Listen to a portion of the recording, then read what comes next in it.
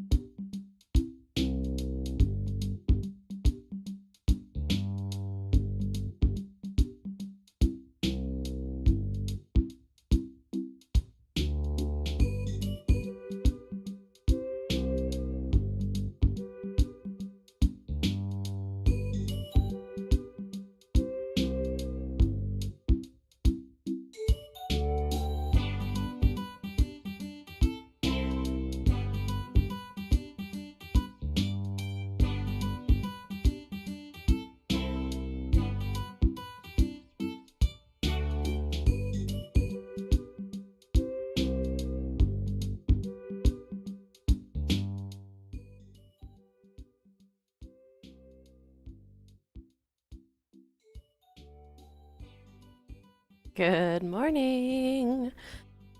Good morning, everybody. It's Thursday. We've almost made it to the weekend. Good morning. How is everybody doing? Are we hanging in there? Bum, bum, bum. Good morning, Ninja. Good morning, Thea. Morning, Gavin. Morning, Neuropunk and Irascible, Atlantic and Josh and Wanderin Forest and Laurel. Good morning, friends. Welcome into our Thursday politics check-in. Chuck is in the shop again. Shoot. Cars are just money pits. It's a bit ridiculous. Hey, Aglelix. How are you, friend? I just hit my funny bone. Ow.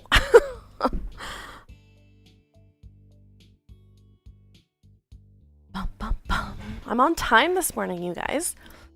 My goal was for 10. Hi, Irascible Atlantic.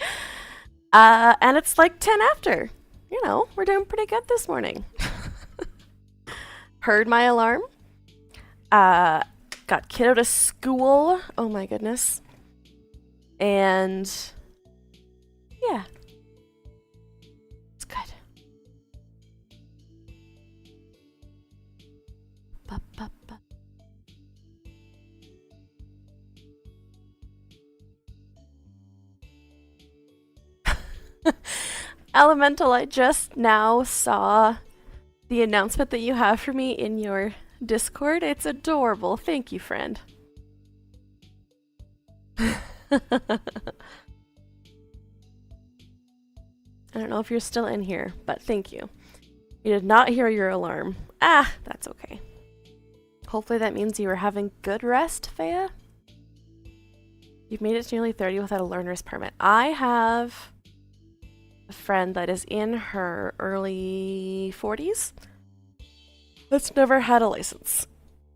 She's always lived in cities where the transit was at least mostly doable.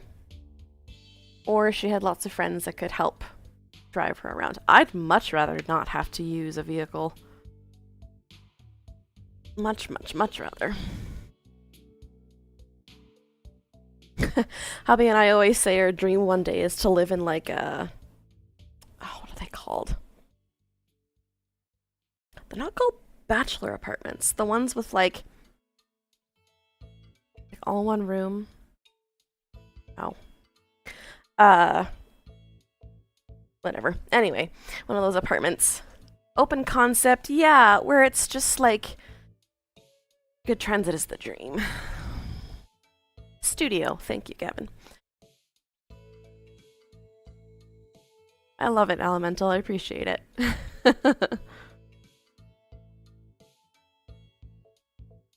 You have a way with words, friend.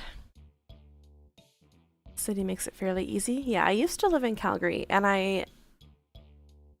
actually, that's not true. I lived in Chestermere, which was outside of Calgary, so I still had to drive 20 to 25 minutes to the train station before I could take the train somewhere. That was... Ooh, I lived there 11 years ago, 12 years ago. In the city where I live now, there's buses. That's it. Yeah, that's fair, Laurel. After if I can make money with them, I hear you. People are always like, oh, you're so good at writing. Why don't you do that for a living? And I'm like, because I need to eat. You exclusively took transit on the island. That's less doable. Yeah, I can see that. Toronto is decently set up for transit. Vancouver. Closest I have to public transit is a few chill taxi companies. Yeah, that's kind of what we have here too. We do have a somewhat decent bus system, but it's like, you know, you could get somewhere in 10 minutes or you'll get there in 2 hours. Woo, sorry. And there's really no in between. Oh well. My favorite thing living in Alberta though is parking my little my little mom car where it's like truck, truck, truck, truck, truck, tiny car, truck, truck, truck, truck, truck. Everywhere I go. I love it.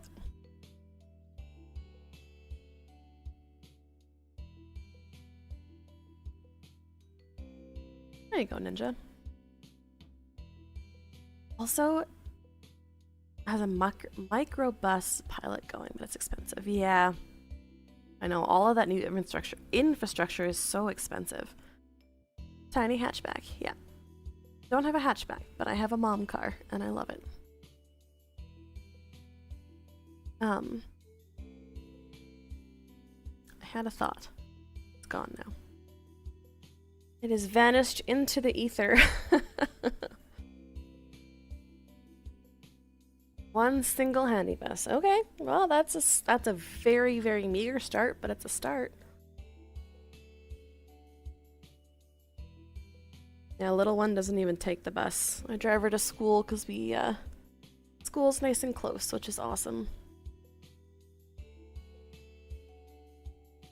Good morning, Guernsey. The ping in the May Lives channel is broken? Would be. Let me check. No, I didn't do it correctly yesterday. Oh, it is. We just become best friends? Yep! Hello, Ayla. Thank you for the subscription. I definitely just tagged at M and not May Live, so thank you for that. I will fix that. Thank you for the sub, Ayla. I hope you are having a wonderful Thursday. You've got 2 months under your belt, which means you will have graduated from the adorable red teacup, to the adorable orange teacup that our wonderful friend Morgan made. We bus to school because growing up my parents only had one vehicle. Yeah. Yeah, we've been there. We used to live out on a farm and quite often we'd be down to one vehicle and it was like, okay, well, if it's the middle of winter and I'm not going anywhere anyway because I can't get out of the farm.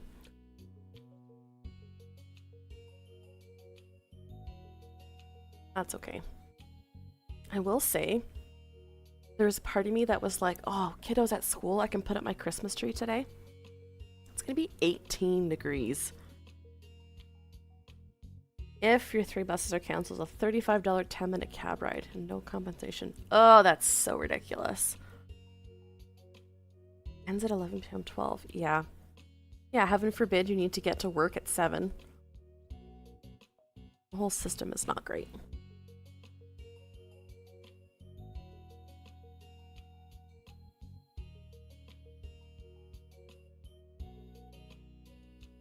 Yeah.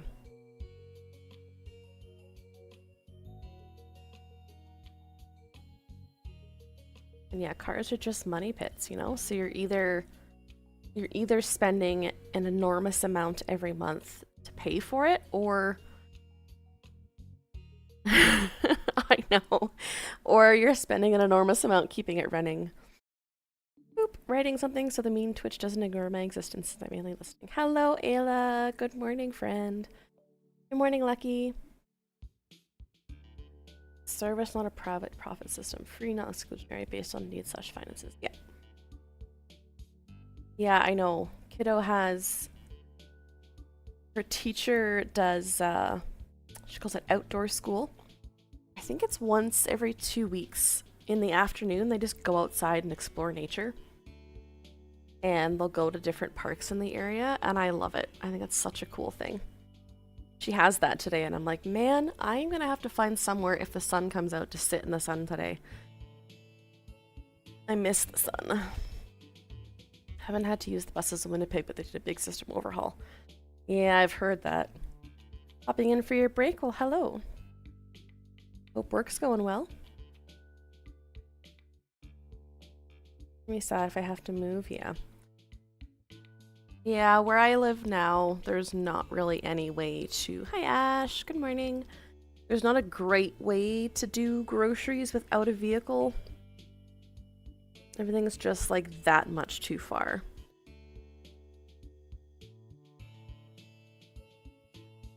And I've had friends that have done it here. Oh, man. Had a flu shot yesterday and feeling it today? Yeah. It's flu shots will do that to you. I'm gonna show y'all what I came across in my local Facebook group. I'm obviously gonna cut the name out of it. But the city that I live in, people are starting to organize slow rolls. Been like 5 to 10 posts about it already. Like, that's the kind of city I live in.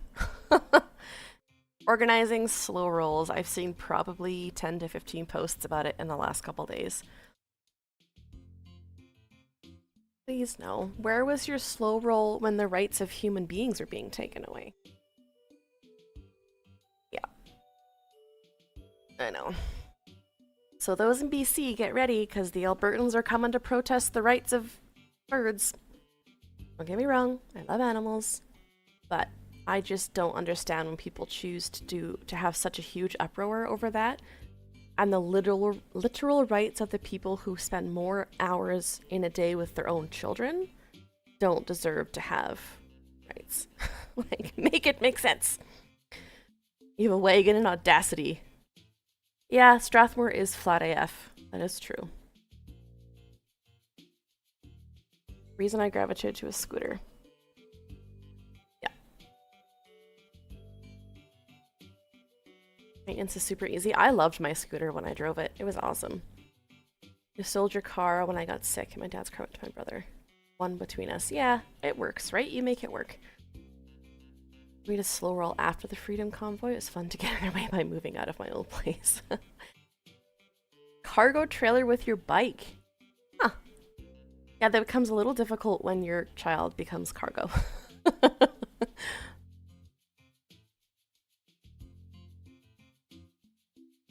I say as a white person, yeah. Yeah, I will never understand. I will never understand the whole slow roll thing, but, you know, if your way of protesting is to shove a whole bunch of exhaust into the ether, you know, maybe some problems. I'm gonna start with the ostrich story just because I know most people have probably seen a lot on it. I know Rachel Gilmore covered it pretty extensively on her live the other day. But there are a couple of things that I want to show y'all that I found. Because holy crap. The world is a crazy place. 4 days.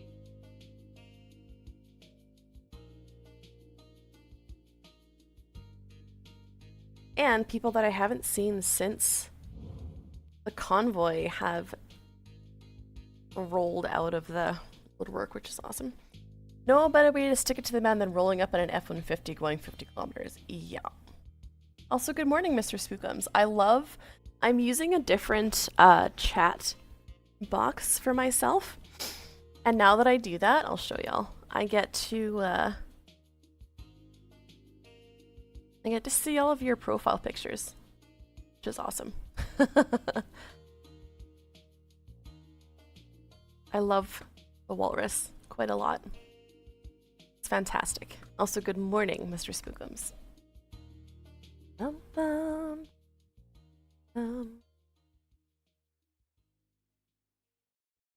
Alright. We are going to start.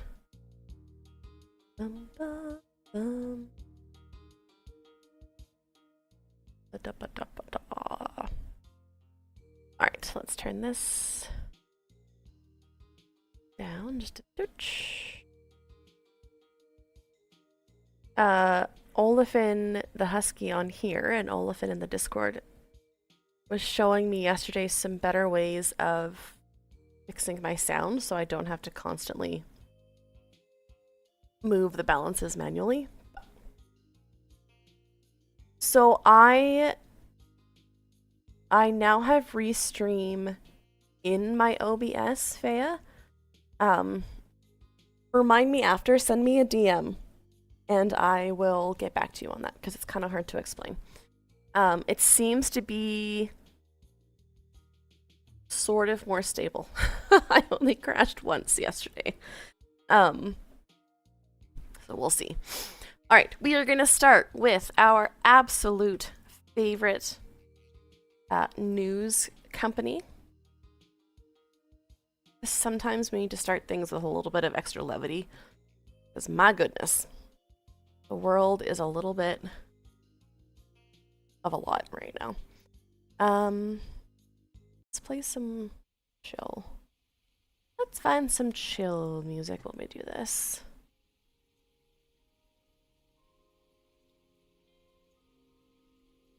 There we go.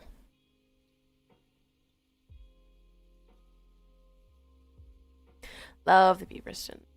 Okay, awesome, Fea. Answering your questions about the ostrich story your uncle won't stop posting about. You've probably seen your right-wing family and friends post a lot about ostriches lately, and since you don't follow Rebel News and use a lot of Twitter accounts with Fuck Trudeau and Fringe Minority in their username, you might not know why. So, we're here to help answer all your questions with the speed and grace of a not dead ostrich running to freedom. Oh, I love them so much. What is going on? An ostrich farm in BC had an avian flu outbreak and didn't follow protocol to quarantine them. Right? Lucky. The Sofia ordered, and after appeals were denied, carried out a culling, and that's it. Legally, yes. If you want to get technical, the story is taken off like wildfire amongst anti-government and anti-vaxxers, both here and... I know, isn't it bizarre, Ninja? And in the States. RFK Jr. and Dr. Oz have weighed in. Thousands of people watched a live feed. The farmers received hundreds of thousands in donations. And many threats have been against CFIA officials and employees. Online, it has been compared to events like the Holocaust, Japanese internment camps. Worst of all, that time the government strongly encouraged us to get a vaccine in the middle of a global pandemic. Why do people care about this? They see it as an example of government overreach. What does this have to do with vaccines? Well, this is an article from August 2021. BC ostrich farm developing antibodies that could put an end to the coronavirus. These are magic birds with magic antibodies in their eggs. The biggest birds on the planet could be the key to ending the coronavirus. Yes, it was a Glux. It was. Universal Ostrich Farm has gained public attention when the owners refused to evacuate in the face of wildfire. Not only did they stay, but the farm became a refuge for numerous other livestock. Turns out, ostriches have a strong immune system. And when exposed to COVID-19, they quickly create antibodies. Can't kill the birds. Yeah. Worried about people don't understand the transmission of infection with airborne cross species. Yeah. Human, bird, swine, West Nile, yeah, all of that stuff.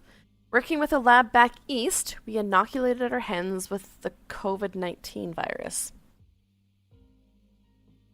The hen produced antibodies in 2 weeks, and 2 weeks after that she puts them in their eggs. Adding that it's one of the reasons they were so hesitant to abandon their birds.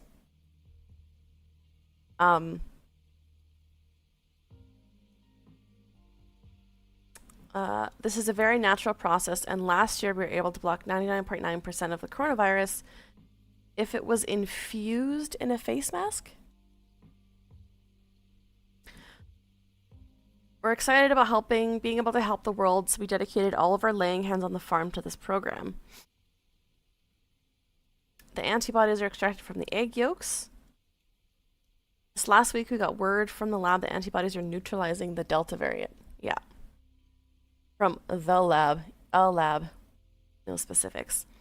They're taking the next step and are working with a company out of Vancouver to create a nasal spray that could be used for anyone with COVID. Yeah, Fea, I don't know how real this is. This is their big reason why they didn't want this is one of their big reasons why they didn't want their ostriches culled, is because they said that their ostriches could cure COVID. We have produced ostrich antibodies to many viruses. 10 ostriches were vaccinated. Yeah, I don't know. This is from 2021, and I feel like if the answer to COVID was egg yolks, COVID probably wouldn't still be a thing. I don't know. Maybe it is, but I really, really, really doubt it. The farmers and their supporters believe the ostriches had herd immunity, and their blood could be used to cure the avian flu. and somehow COVID, thus ending the need for vaccines. But thanks to Big Pharma and their pet, the government, they'll never get to try old man McGillicuddy's miracle elixir now with real ostrich blood. So their argument was, it doesn't matter if our birds have the avian flu because they are the cure to avian flu. And also, if people eat our ostrich eggs, we won't need any more vaccines.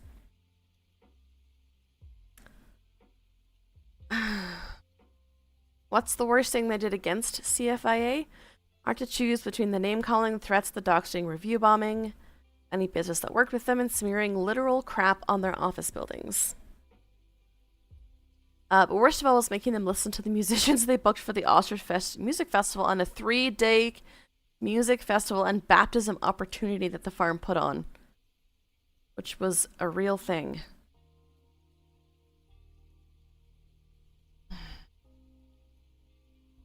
Couldn't they just have tested them? Possibly. They said they couldn't be confident in the results because the farm owners refused to follow infection guidelines. That's a combination, sure is. And would not allow full access to the herd. But maybe they were blinded by their pure ostrich bloodlust. Baptism and ostriches, name a more iconic duo, seriously. You said the American right-wingers view this as a key battle against government overreach, but isn't the government currently rounding people up and shipping them off to prisons? Yes, but in fairness, if the immigrants were as fast as ostriches, ICE would never have been able to get them. For being should they have been killed? Being exposed to the avian flu, maybe. For being less cool than dinosaurs, definitely. Aren't you worried they're going to come after you for writing this article? Shit. This seems like a really crappy situation for everyone involved. At least there's no way Ezra Levant managed to get rich off this, right? I have some terrible news. Oh, man. Oh, man. The writers at the Beaverton, whatever they're getting paid isn't enough, because I freaking love this. The farm wasn't properly maintained. They didn't have proper fencing, all of that stuff. We're gonna look at a couple of different things. One from CFI itself. Has completed the disposal activities at the ostrich farm. The disposal followed all biosecurity and biocontainment protocols. The other huge problem that they had is that on the farm there was a pond and there were ducks. Bye, Lucky. That were landing in the pond, and if they carried the avian flu, they go everywhere.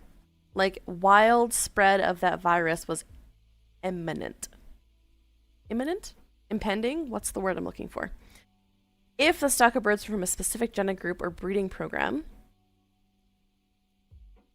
Yeah, exactly. Specifically for the registered medical research, which qualifies them from being meat sources and egg sources, likely have the ability to restart the program.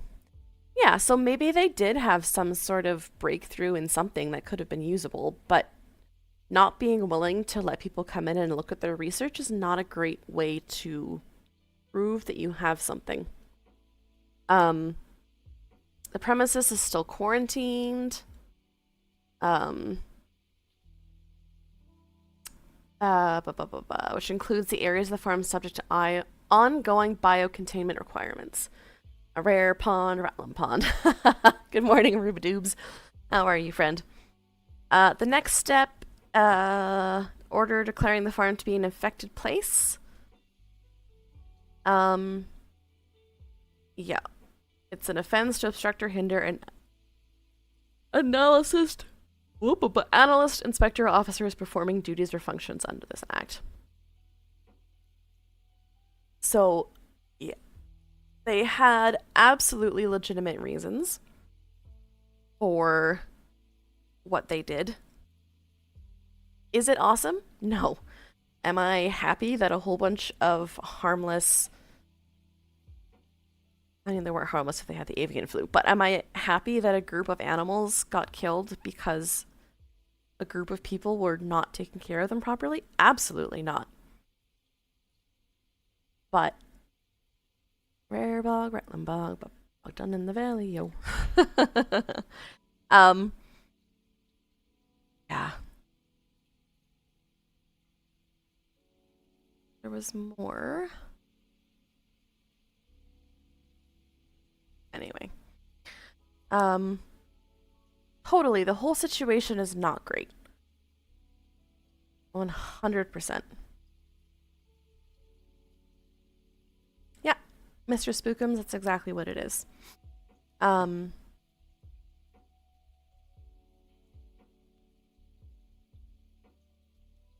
Ostriches are not easy to kill. They are giant. 300 birds had survived an outbreak of H5N1 and have been ordered. Yes, they are in place for a reason. Slaughtered almost a year ago, but after court battles, cross-border politic appeals, and in-person protests, the government won.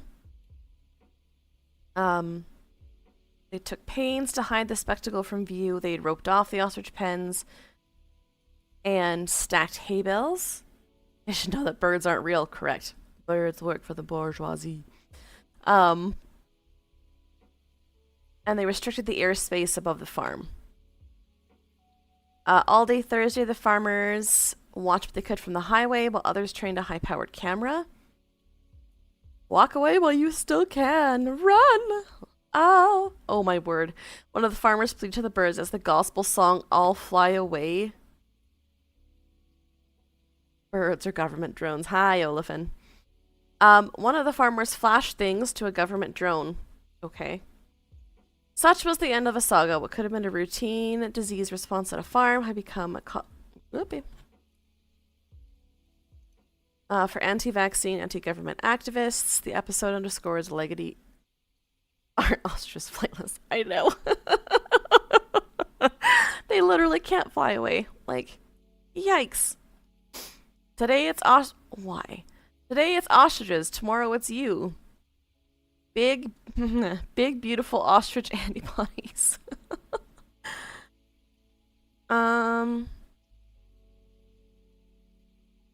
They use the birds for breeding meat and oil, but more recently they pivoted into research and products made from extracting antibodies from their eggs. Yeah.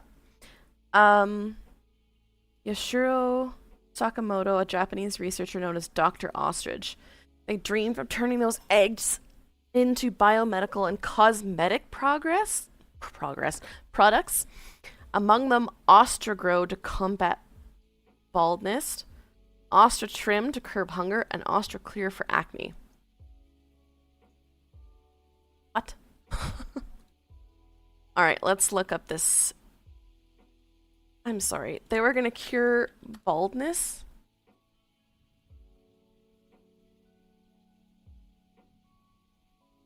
Stand.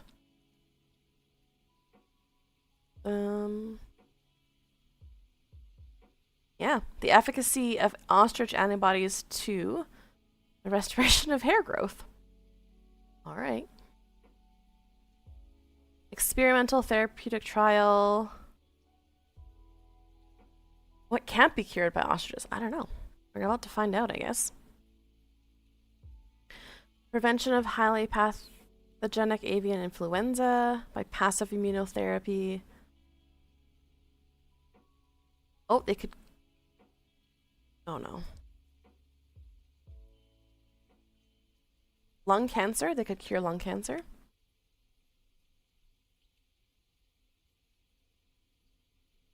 I just like... An avian flu is something you don't want to muck with. Bird flu, yes. Gastric cancer progression.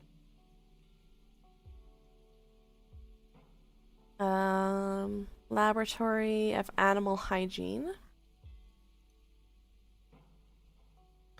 I want to know if this was in any way peer review.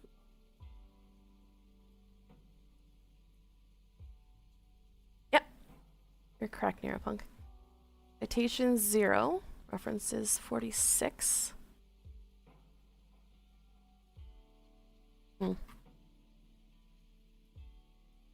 Interesting.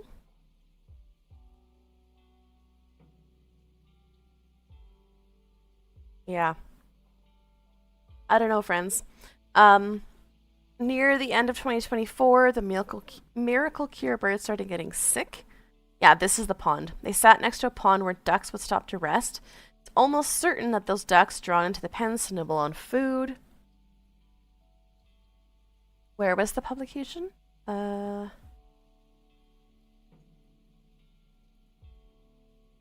Gavin.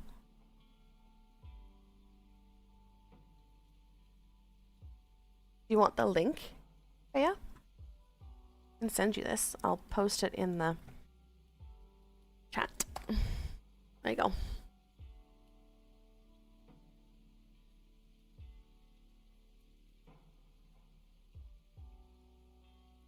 That helpful? Drawn into the pens to nibble on the food were carrying H5N1 while they ate and pooped among the flock. When you own a farm and your birds start showing signs of avian flu, as 30 of the birds did in December, you are required to report, which they did not. Instead, an anonymous tip brought the agency to the farm. They have warned that if H5N1 could be the virus that starts the next pandemic. There is a reason why they are taking this so seriously. This wasn't just they're going to go pick on a farm for fun. This is a very serious threat. Bird flu poses a smaller threat to us, but when humans do get it, the results can be severe. The greatest danger is when that bird flu mixes with the ordinary seasonal kind, which is a real possibility as the temperatures drop. Culling is unpleasant but necessary.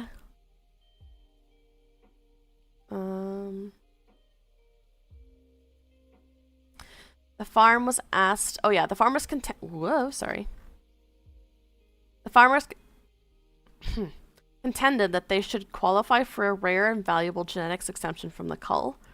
Qualify, the farm was asked to submit documents proving the ostrich's economic or genetic importance, as well as evidence of biosafety measures taken to separate the healthy from the exposed ones. They provided neither.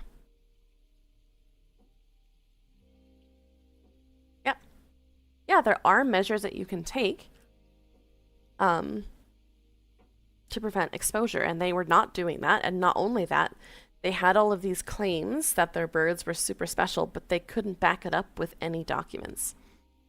They took it to court.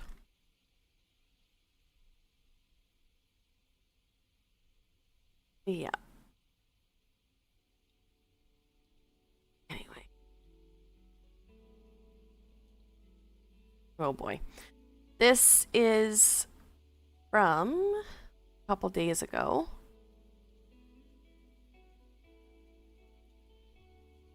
You ready for a little bit more conspiracy? And then we'll move on.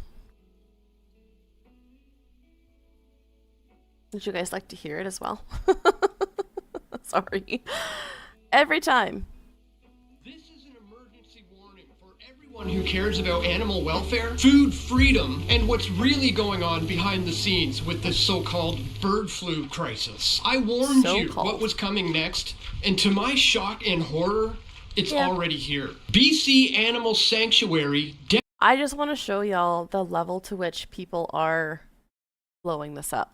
Devastated after avian flu case reported. The Canadian Food Inspection Agency's Big Brother stamping out nightmare has officially spread from commercial farms to rescued pets and sanctuary animals. These aren't factory farm operations pumping out product for profit. These are rescued cats, dogs, pigs, goats, cows, ducks, and chickens.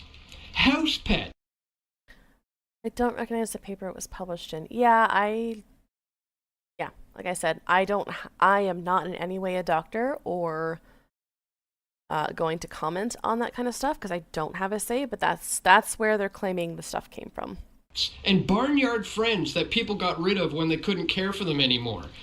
On their Pasture Pals section of their website, private sanctuaries invaded, all under the guise of keeping you safe from a bogus virus that's been hyped up for years. Personal freedoms?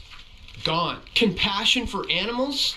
Forget about it. Property rights? History. Your pets, your livestock, and your food supply. All tracked, traced, and culled at the drop of a PCR test. That's not what happened. I really wish there was a requirement for claims to be certified by experts. Yeah. Wouldn't it be nice if we held our social media accountable? Wouldn't that be nice? Here is the other portion of this. There's a US billionaire called John Katzimatidis who paid for their lawyers. Days ago, our life changed forever when the Canadian government waged war on our small family in the middle of nowhere in a peaceful valley with hundreds of animals that had names. They were 35 years old. They were 20 years old. They were domesticated, prehistoric, beautiful animals that offered opportunity to the world in viruses and disease mitigation with their beautiful, robust antibodies in their eggs. And these animals were gunned down in the middle of the night by cowards. By the Canadian Food Inspection Agency, you ripped our heart and you ripped the hearts out of people across the world. The RCMP did not even let us know that the gunfire was going to start. The RCMP locked our supporters, they blocked our road, and they locked supporters out on the highway without Maybe because they didn't think that people needed to watch this. Vehicles, without their campers, without anything that they needed out on the highway. They stranded them on the highway. So for if the bird flu doesn't exist, why were the ostriches working on the vaccines? I don't know. Hours, those supporters had to listen to rapid gunfire of animals that were pushed into a kill pen, and they danced into their kill pen to be gunned down by marked marksmen, professional marksmen. Marked marksmen? So obviously Canada, I guess now we hire hitmen to kill prehistoric animals that had never been tested, but had years and decades of life to live. There's the key phrase, though, that had never been tested. That night was not the end, but it was a beginning, and it started waging a new kind of war. And it's not one of weapons, but of accountability for Canadian Food Inspection Agency. You want to know the worst of it, John, and every one of you? They had to come back in the morning, and they had to continue to kill the animals that were left there overnight, suffering. Yeah, I'll give her that. That's really not cool. And shot and in pain. And they were looking for hope, and they were looking for help. This is not right, and the Canadian Food Inspection Agency of Canada has to be held accountable. No animal should have ever had to experience family. And all we were trying to do was the right thing and change a policy to protect Canadians and our agricultural sector. Absolutely, Neuropunk. I will give her that the fact that they didn't make sure that they were all gone is not super great, but you're right. Why would they send a bunch of amateurs in? Because they know that it's not going to be an easy task. Because they are stamping out. They are killing every animal. We're losing our lineage. We're losing genetics. We're losing our family members. We're losing hope. Things rotten at the CF. This is said U.S. billionaire. IA in Ottawa. And I think that this requires an investigation by an outside force, whether it's the United States or whether it's the other international courts. But the truth has to get out. Yes, it does. I'm disappointed in some of the politicians that did not have the courage to stand up and say enough is enough. Hello, Amanda from Southwestern Ontario. Welcome in. Let's do the right thing. And there's millions of Canadians, millions of Americans, well, United States citizens and Canadians, which, like I said, we're all Americans. We're all There it is. There it is. My goodness. part of America. And those millions of Canadians and millions of United States citizens that are concerned about this, they're speaking out, and let's let the truth prevail. Yeah, yikes. It happened. Dr. Mike? Oh no. Yeah, not great. You mix them up again, yeah. Not the emus. Also, I'm not gonna play this video because it's Rebel News, but this is a face that I did not think I was going to see again for a while. And anybody who watched the live streams from the convoy will know who this is. Here's Daisy. Yeah, we're not going to give Rebel News the platform, but yeah, he is back out and making content, I guess. And he said that they were drone harassment. Oh yeah, he was one of the big main people. Yeah, he said that because we talked about the drone thing, they made it so that people couldn't fly their drones. They made it so people couldn't take recordings of the awful thing that they had to do. No one is denying the fact that they had to kill all of those animals was horrific, right? But no, they're committing drone harassment. Give me a break, please, and thank you.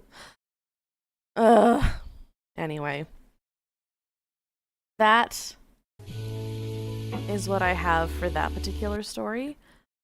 Yeah.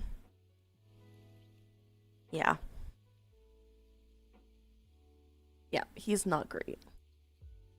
Not great.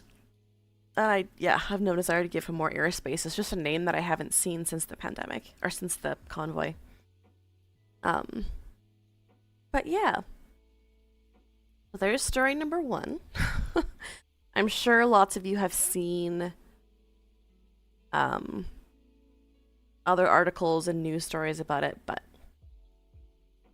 absolutely Neuropunk. I'm like, nobody is out there going, hooray, this is what we want to do. The reason that that government agency is there is so that they don't have to do stuff like this. I don't know, Ninja. Fame? Their 15 minutes of look at me, I can yell at the government. Genuinely, I don't know. Yeah.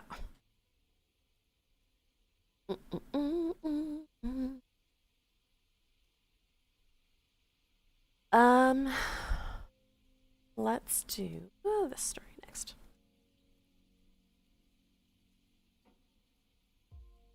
That we did yesterday.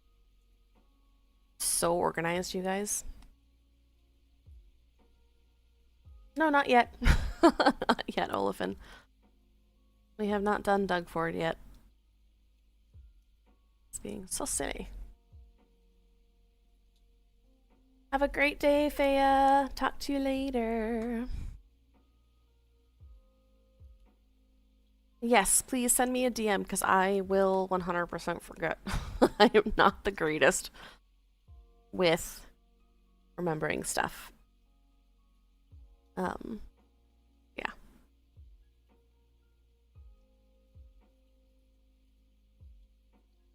Yeah, exactly. Can we please have some actual factual content? And can we get some proof that, you know, because if it is true and they were, you know, creating all these antibodies and all these things were doing really well, great. But I feel like that would be way more public knowledge if that was actually a thing. You know? Okay.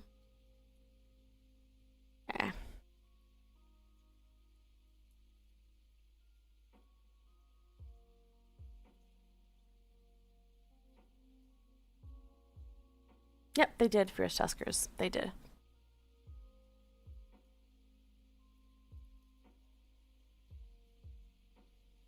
No, they really shouldn't, Sniper Panda. Cousin is surgeon, ended up 18 months, no income, because Ontario refused to pay, so he took jobs all over. He has lost more than just income. He's got 3 young kids and a mortgage in the GTA. Yikes.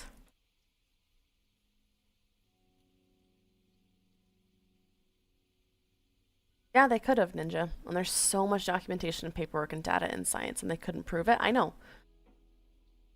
We've tried nothing, but we're all out of options. Yeah. It's not the right.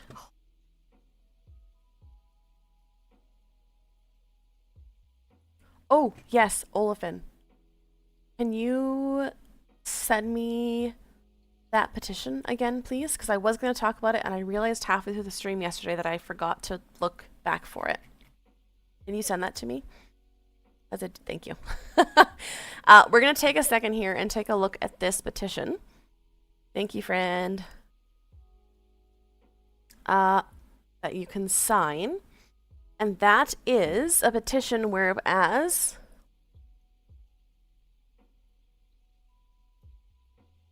the government agents trying to shut them down can't be trusted to test the antibodies. Yeah.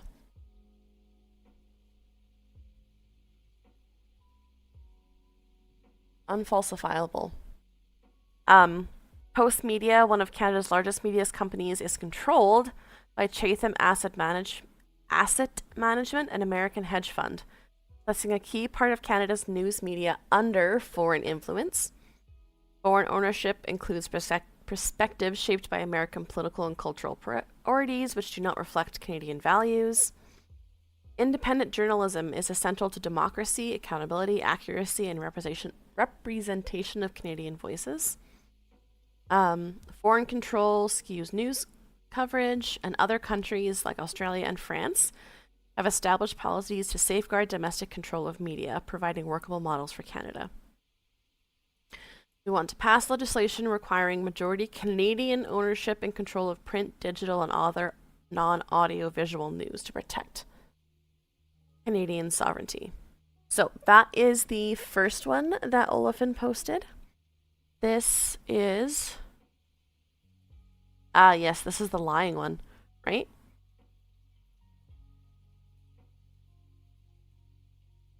Oh, this isn't. This is slightly different. Yes, if you have people in your life that have talked about how much they hate things like Rebel News, share that first petition, because there is real change that is possible if they can get enough signatures in that document to make it so they have to be Canadian owned, which I think if we're looking at Canadian news, that definitely should be the basic. This one closes on the 27th of November. Yes, the first one that I showed is done February 2026. You've got lots of time to share it. This one is closed on the 27th. MPs have been accused of making important public statements that are false and without evidence. Misinformation is a growing threat. A mechanism is needed to verify MPs' public statements to maintain trust in our governing body. Artificial intelligence is amplifying misinformation. Current events in the US demonstrate the dangers of not addressing this problem. And the Institute for Constitutional and Democratic Research in Wales proposed a white paper entitled A Model for Political Honesty, because the Welsh government will bring forward legislation before 2026. Oh, sorry, just got a text. For the disqualification of members and candidates found guilty of deliberate deception through an independent judicial process, and will invite the committee to make proposals to that effect. Yes. So 2 really great petitions that you can sign. Olafin, can you post those in the YouTube, or do I have to? I am not 100% sure on that. Have a good one, Mr. Spookums. Thanks for coming.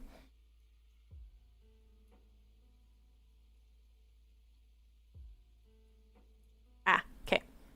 Awkward. I will post those. I will also put them into the Discord. I know Olafin has shared them, but I will repost them in the Discord for those of us that want to sign them later on.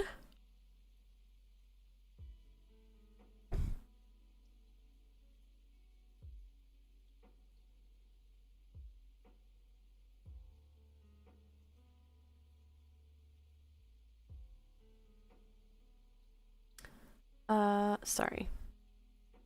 YouTube. There we go.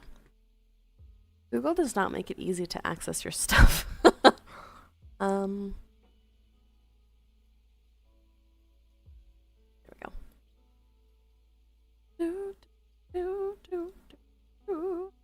Oh, to look at the video.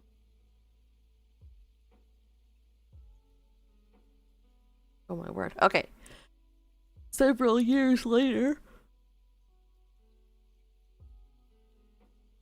Let's copy those into what I wanted to do.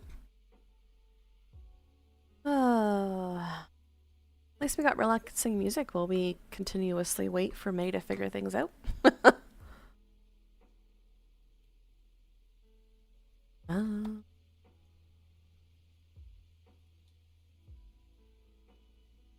All right.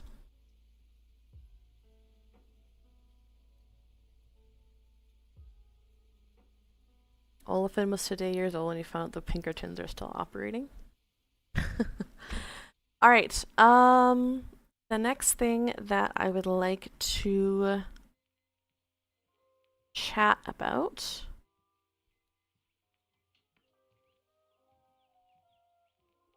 if I can open this link. No, okay, same one. Why physicians in Quebec are...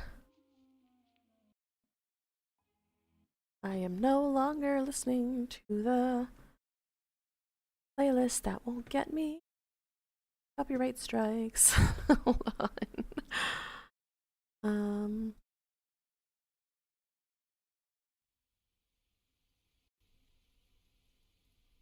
Here we go.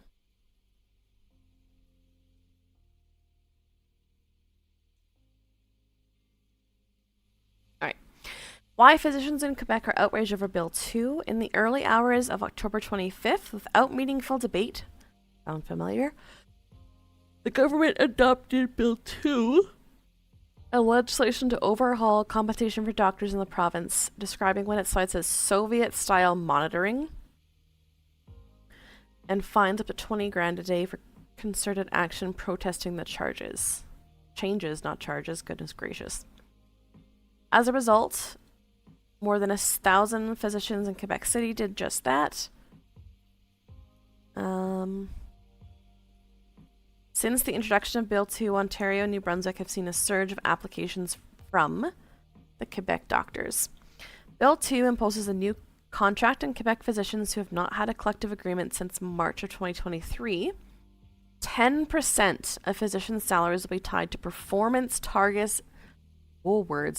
Performance targets set by the province, with payments clawed back if they don't meet them.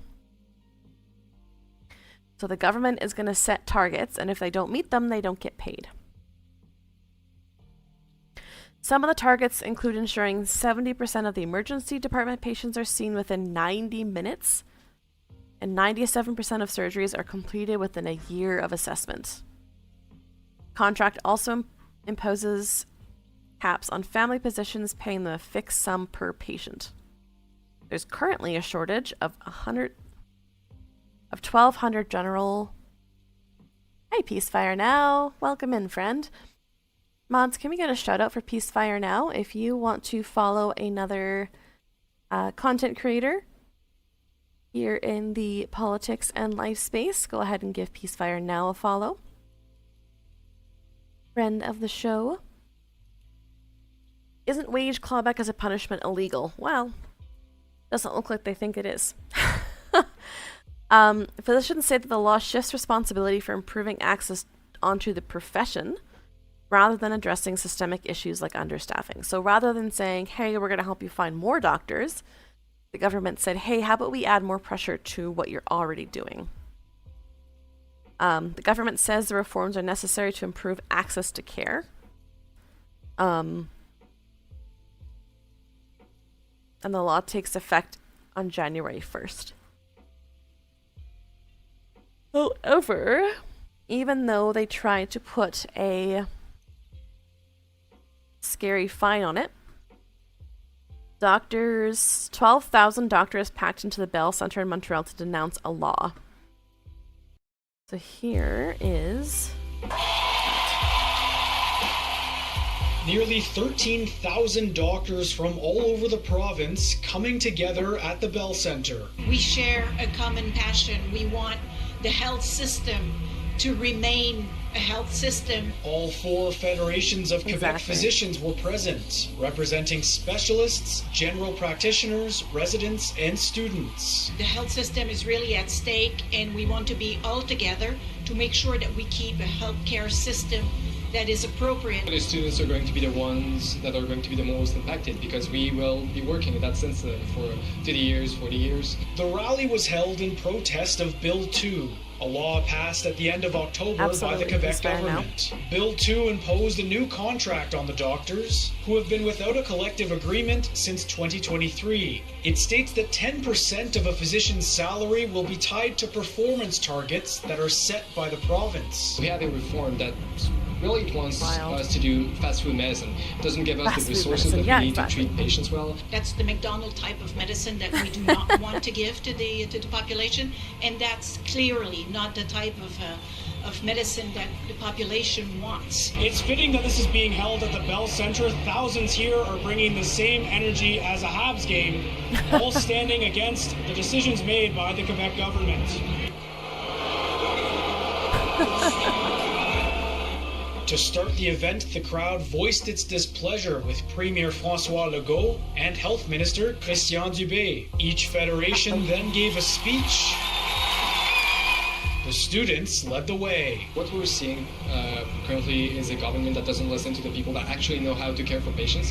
And what we want is to have the resources to be good doctors. And that's not what we're provided with at the moment. In a statement, Minister Dubé says the proposed changes are important, and the government will continue to support the doctors to clarify the bill. According to the Canadian Medical Association... I'm sorry, they pushed the bill through really quickly and now they're going to clarify it? That seems a little late. Quebec is currently short about 1,200 general practitioners. Jack Richardson, CTV News. So yeah, to a firestorm. That's all I wanted to do. Yeah, seriously, what is this, Ontario? That's that one, and then I have... oh, my word. Okay.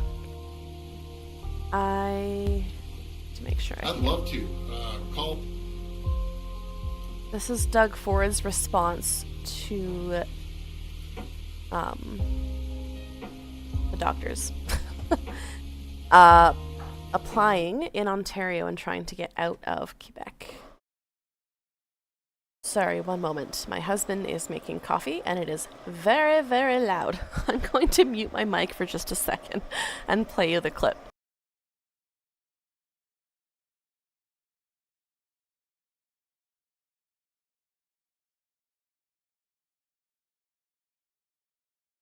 I'd love to call 1-800-DOUG-FORD, all the docs, and come by, call me on my cell phone. It's on the internet. People are taking advantage of it now. But come by, and we'll have you working real quick. We'd love to see the doctors, nurses. We'd like to see anyone in healthcare come to Ontario because we're a growing community. What would be the selling points from Ontario to Quebec doctors? Do you have any ad campaign idea? Well, first of all, we're rich in Francophone culture here, over 600,000 Francophones, and there's something about myself and Quebecers, we connect. They're passionate, they're fighters. Something about him and Quebecers that connect. I love Quebecers. And so come by and we'll get you connected somewhere within. Is there an ad break? Or did it actually stop itself? I'm going to take a break and just do the my healthcare hand. system. We need docs. We've already hired over 16,000 doctors. We're paying for their education in medical school. We're adding more medical schools. But the seasoned veteran docs, best quality of life you've ever have. Come by. We'll roll out the red carpet for you. And I think we need a couple docs, too, up in the northern communities. So, interesting. I did not realize that Ontario they're paying for doctors. Maudie still says ad break ends in 1 seconds. Okay, well, why don't we do this then? If some people are behind an ad and some people are not behind an ad, I am going to take a quick break. I am going to... Oh, yeah, 100%. I'm going to go run and take a break. I need to refill my tea, and then we will move on. Oh, that's so loud. I'm so sorry. And we will move on to our next topic. I will be right back.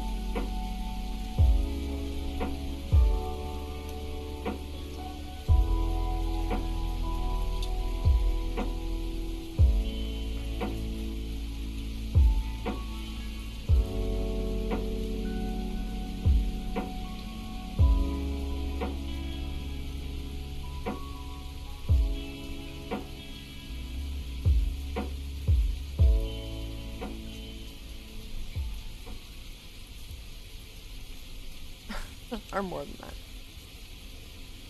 Hello. Are we ready to switch from adorable animals to Pierre Polyev, or do we need a minute?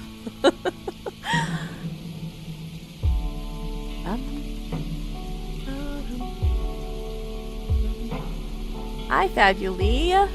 Oh my goodness, guys. It's the wonderful, wonderful Fabuli. Everybody say hello.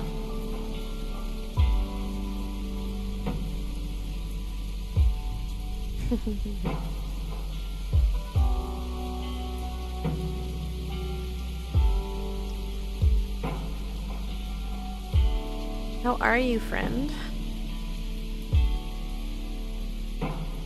Stretch those shoulders. Big stretches.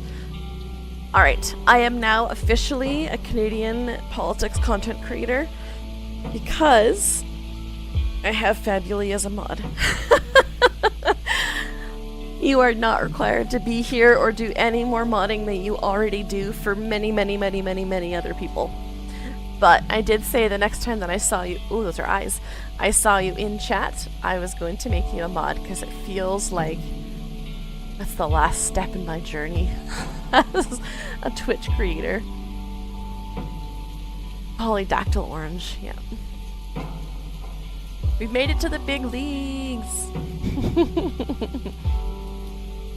Fabuli is fabulous, Elemental. You are correct. Involuntary modding, yeah. Aw, thanks, friend. I appreciate you.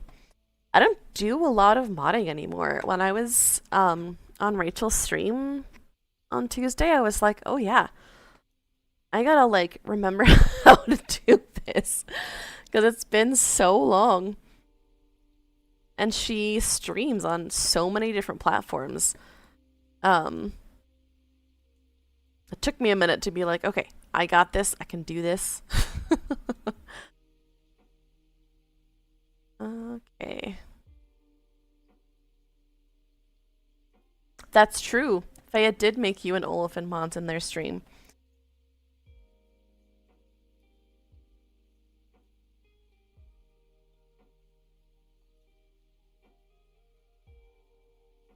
Yeah, it is very ambitious, and especially because she gets the kind of responses that she gets to put herself on different platforms like that is like...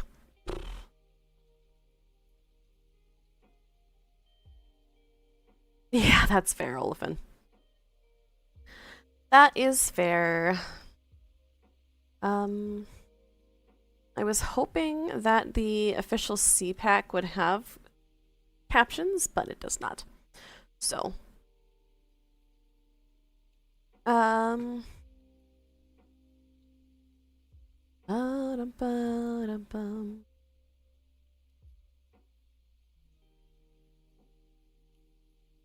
we've got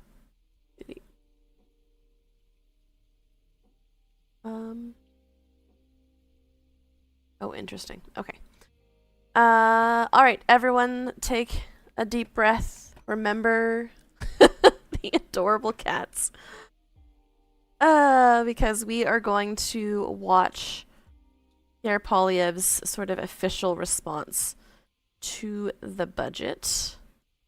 I believe there's no interpretation. Oh, so we'll watch it on YouTube so we can skip a little bit easier. One last deep breath of the chill music.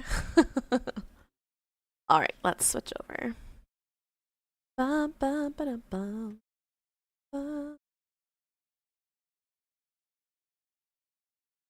Yeah, I know. Her stomping. Were you here, Ash, when we watched the clip of her literally stomping on the budget? Because that was phenomenal.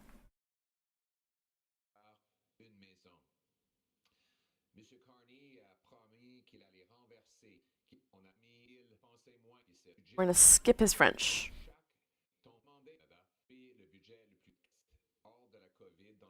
Oh, still French.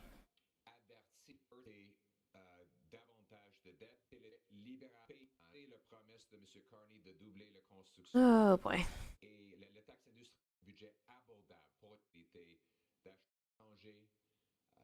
There we go. I'm gonna say. Delivering the Calgary Sun. Great, thank you very much for being here, everyone. And now in English. First of all, it's great to be home. That's totally fair, Elemental. Oh, y'all, you can't hear it because I didn't turn that on. Oh my goodness. We're just gonna watch a small part of it, because there's some questions about people leaving his caucus, and then we're just gonna watch a response to it. So. Face aux menaces les menaces provenant des autres pays et des tarifs. C'est ça une vision de l'espoir pour l'avenir du Canada et c'est ça pour lequel nous travaillons. Thank you very much for being here, everyone. And there we go. Is that better? Now in English. First of all, it's great to be home in my hometown of Calgary, where I. That is not your hometown, nor is it where you live. Grew up, delivering the Calgary Sun. I think we have some Sun people here. We have the Dinger, Rick Bell, grew up reading the Dinger, and Rick has lost some weight since then. Rick looks great. Seriously? No worries. I had, again, doubled the audio. He's lost some weight since then. Thanks, Pierre Polyev. I delivered his paper. I also got a chance to work at the Calgary Stampede, worked over at TELUS Communications. And my story is I was raised by a couple of school teachers. And you know what, my memories of that time, growing up in the 80s and the 90s, is that though we didn't have a ton of money and we went through hard times like everyone did, particularly in the early 80s, we always had enough for meat and potatoes on the dinner table. We had a nice house in the suburbs with our own yard. We didn't have that much money, but we had a house in the suburbs with a yard. Oh my word. Our own dog. I was even able to, my folks were able to save up enough to get me registered for hockey in my early, my late, around 12 or 13 years old. A little late, too late to make the NHL, but so I had to settle for politics. But the great thing was, above and beyond all of the particulars of our material existence, was the promise for the future, the hope. My folks always told me, you want it, you work for it. Only going to say it once. He says always funny. But we're going to move on. And you can have it. That's the great thing about Canada. If you work hard, you get a great life. And I think my friends, Jasraj Singh Halan, Delwinder Gill, Pat Kelly, Amanpreet Gill, David McKenzie, all have similar stories from their childhoods in this. Yeah, 100% Ash. Hockey money is big money. Area. And I know, for example, Jazz grew up here. I think was it Bowness? Or it was in the Northeast. Whitehorn, and grew up modest means, but was able to get a great education, start his own business, build homes, and have a great career, and now is the pride of his entire community. And I think every one of these MPs can share the same story. That was the deal in Canada. But that deal is broken after 10 years of liberal inflation. They've doubled housing costs, doubled lineups at food banks, and what do you know? That coincided with them doubling the national debt. When you borrow and print money, you drive up the cost of everything and destroy the working class. If he could play hockey, let alone skate backwards, he would have made political ads about it. Yeah, exactly. Got to one-up Carney's hockey ads. Now, for the first time in the history of Canada, our young people cannot afford homes. We have an entire generation of youth who... I'm sorry, the very first time in Canada? Young people have not been able to buy homes for a while. Believe they will never be able to afford a place to live. Food bank lineups are up to 2.2 million. CBC was trying to comfort us just yesterday with a news story saying, hey, good news, you can get more affordable food if you go to this special shopping mart where they sell you food that's past the best before date. So now you can buy rotten food and and you'll be able to afford it. Those programs and stores that are able to take food that might be a day or two expired and sell it to people for really, really, really cheap are really good things. Now, we can, argue about whether or not that's giving them rotten food. Obviously, you need to be really, really careful with that stuff. And obviously, everybody deserves to have actual food.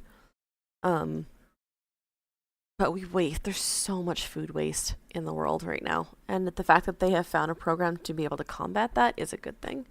So that is the CBC's solution to liberal food price inflation. which gets worse and worse every single day. Now 20% of Canadians are skipping bills because they have to put the money to higher grocery costs. This is the unnecessary result of Liberal policies. And before we go blaming some exterior factor, let's be clear. Food prices in Canada are rising 50% faster than in the United States. Exactly. We are the only country, according to the food professor, that has had 4 consecutive... Again, with the food professor. I do not understand why they insist on speaking about the food professor. I will never understand it.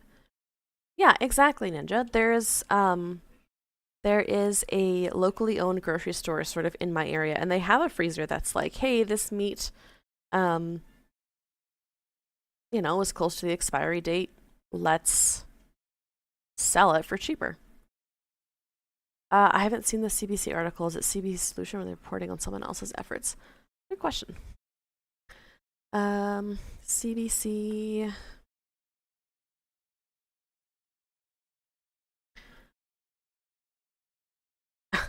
Outright.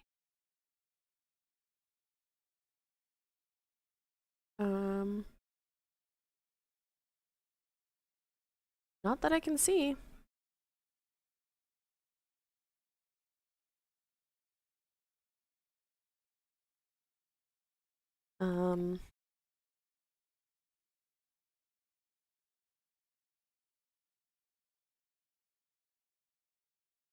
I would really like to see where they're getting this from.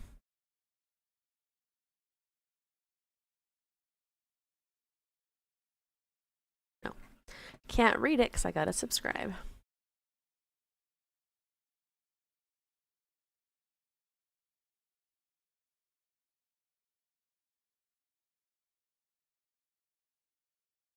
Oh, here. Now, CBC likes to claim videos, so we won't play the video, but a new kind of grocery store is selling... Let's try that again. Sorry.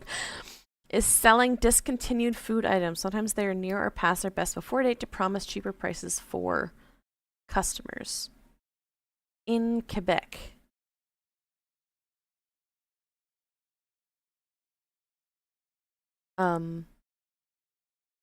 Yeah. So no, this is not kind of gross. Yeah, they're not gonna let me play that. Yeah, so it's something that they suggested that people can do if you're in the Quebec area because they're doing discount food stores. That's not a new thing, by the way. That's been around for a long time. Quarters of food prices rising faster than the Bank of Canada's target. This after Mark Carney promised that he would be judged by the prices at the grocery store. Well, so much for that promise. He's broken every single promise he made. He promised he absolutely the is fastest growing economy in the G7. He's delivered the fastest shrinking economy. Not only that, but he had charges of creating a pyramid scheme when he was in college at, I want to say McGill, but I could be incorrect for that. Don't quote me on that. They're reporting on someone trying to help those who can't afford the ridiculous prices. Yeah. Yep. And now, ethically, should people be able to afford any groceries in the grocery store? Absolutely. But this is a short-term solution for now, and it's working. Yeah, exactly, Ninja. He promised that he would negotiate a win and a deal with Trump by July 21st. Still no win, still no deal, still no elbows, still no jobs. Elbows. He promised to double home building. Home building is expected to drop by 13%. He promised According that to we what? would have develop Yes, our he is, resources Blue Cherry and Teddy. increase investment. According to his own budget documents, investment has dropped in every one of the quarters since he became Prime Minister 8 months ago.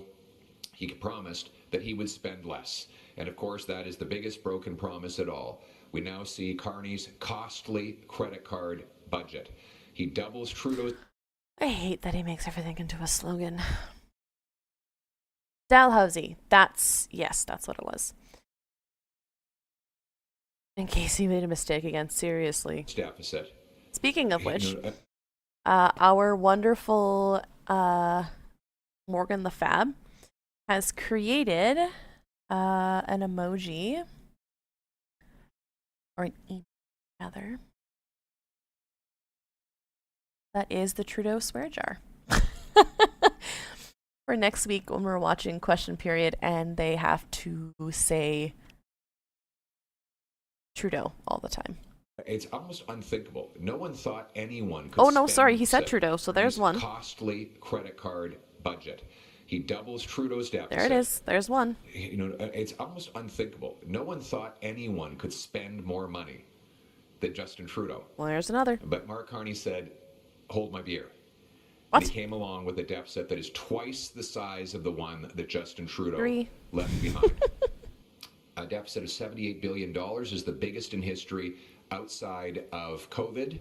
$16 billion bigger than Carney promised during the election. Yeah, three of them. We got three so far. All due to increased spending, not due to tariffs from abroad.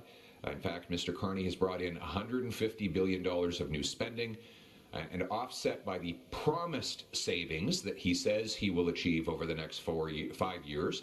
It's a net increase of $90 billion. Almost all of it is on operating expenditures. Now I'm just listening for the word Trudeau and not listening to actually what he's saying. This is with a doubling deficit, the biggest non-COVID deficit in Canadian history. Hi, Laurel. Mark Carney. We are counting the number of times he says Trudeau in his speech. Well, sort of half listening. Does anyone but him think about Trudeau? Yeah, all the Conservatives. All of them. He hasn't learned when to, in his speeches, when to smile. I know. He's, his expressions are... introduced a credit card budget. Credit card budget. There's our new slogan. Food, housing, and fuel. And that is why Conservatives unanimously oppose it. Furthermore, the costly Carney credit card budget will also increase taxes. Costly Carney credit card. Can you put another C in there? Let's see. On farmers, food, and home building. So not unanimously. Which the budget point. proposes to raise.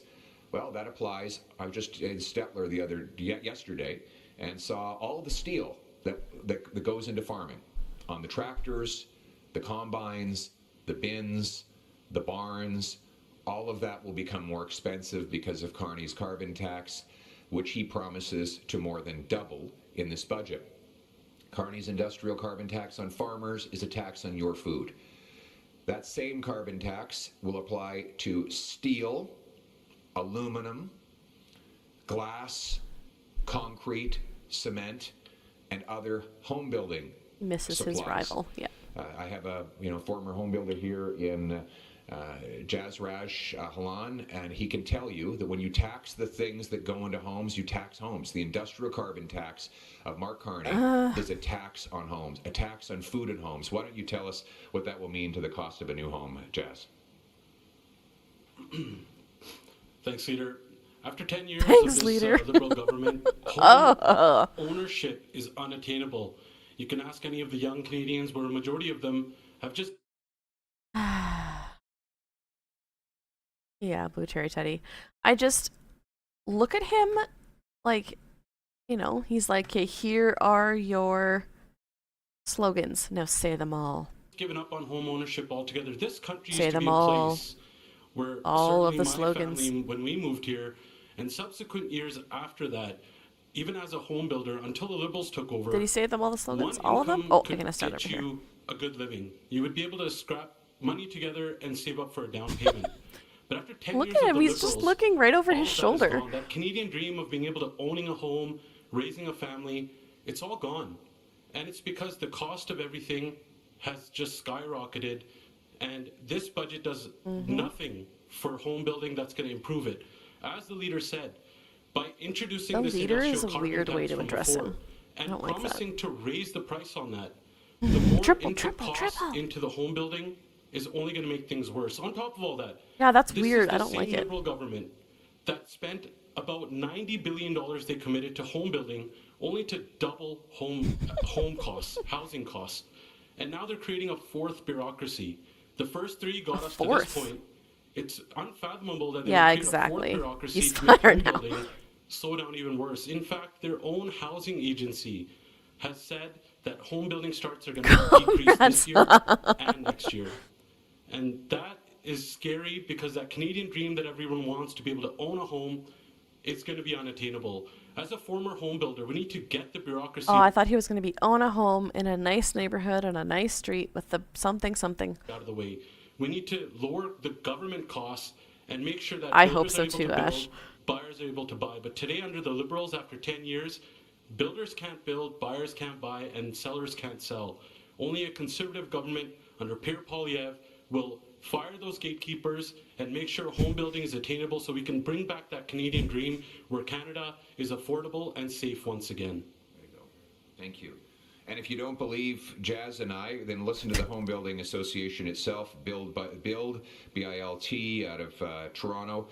They quote, I'm quoting them to say, what was once a promise to deliver 500,000 Yeah, new the homes looming is really annually has now bizarre. become a plan Hi, Plain that will Power. How cost are you, friend? 100,000 jobs.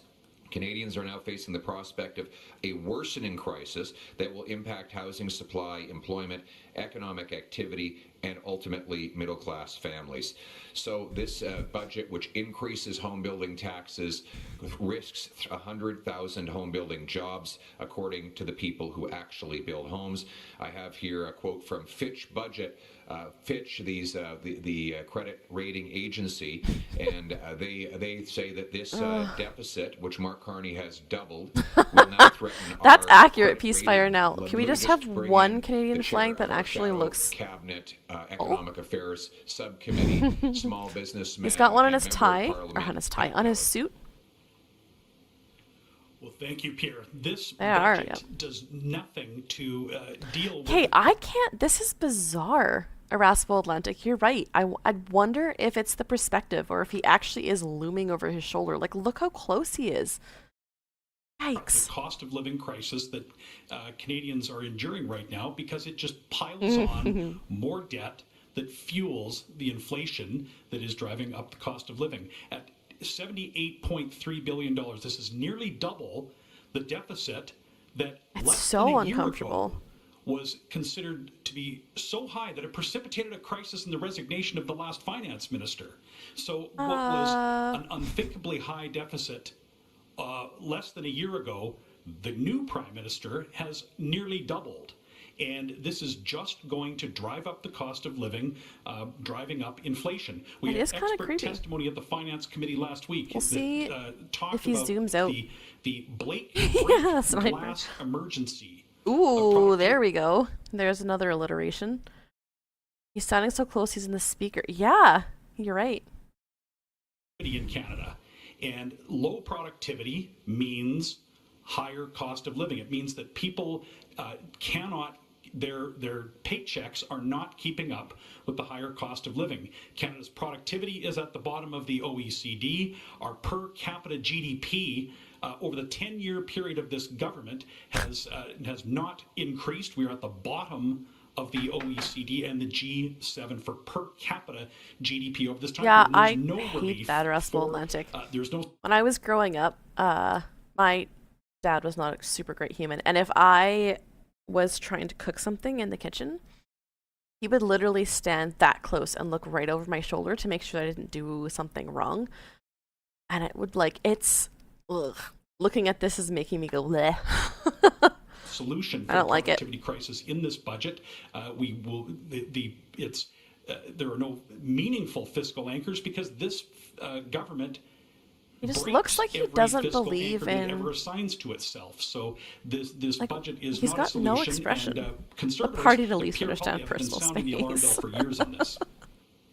Thank you, Oh, Pat. And that was again, abrupt. if you don't believe Pat and I, then you'll believe Fitch, which said Canada's proposed budget announced in Parliament November 4th underscores the erosion of the federal government's finances, while Canada's rating is broadly stable. Persistent fiscal expansion and a rising debt burden have weakened its credit Yeah, it was not great. and could increase rating pressure over the medium term. The budget expands the forecast federal deficit to $78.3 billion. General government deficits of 3.3% of GDP, which is higher than the AA median of 2.3 and substantially higher than Canada's pre-pandemic deficit Can we just have speeches in English? Like, yeah. Which averaged 0.4 in the prior decades.